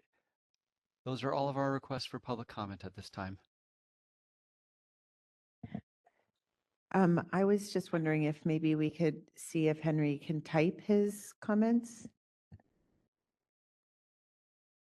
Moderator, is there a way that you could communicate with Henry if he could type in his comments? Henry does not appear to be connected to the WebEx anymore. Oh, okay. All right. Thank you. Okay, so thank you very much for your report, Annie. I know these are difficult times, and I appreciate what you said about, the students still being community focused, despite all of these things that are happening. I guess all I could say is hang in there. Hopefully things will get better, you know. We could only hope for the best, but yeah, you guys are doing a great job, and thank you very much for your report. Thank you. All right. And that's it. We would take a short break, 15-minute break, and then we will resume with item agenda 9 and 10. All right. We'll be back at 2:50. Thank you.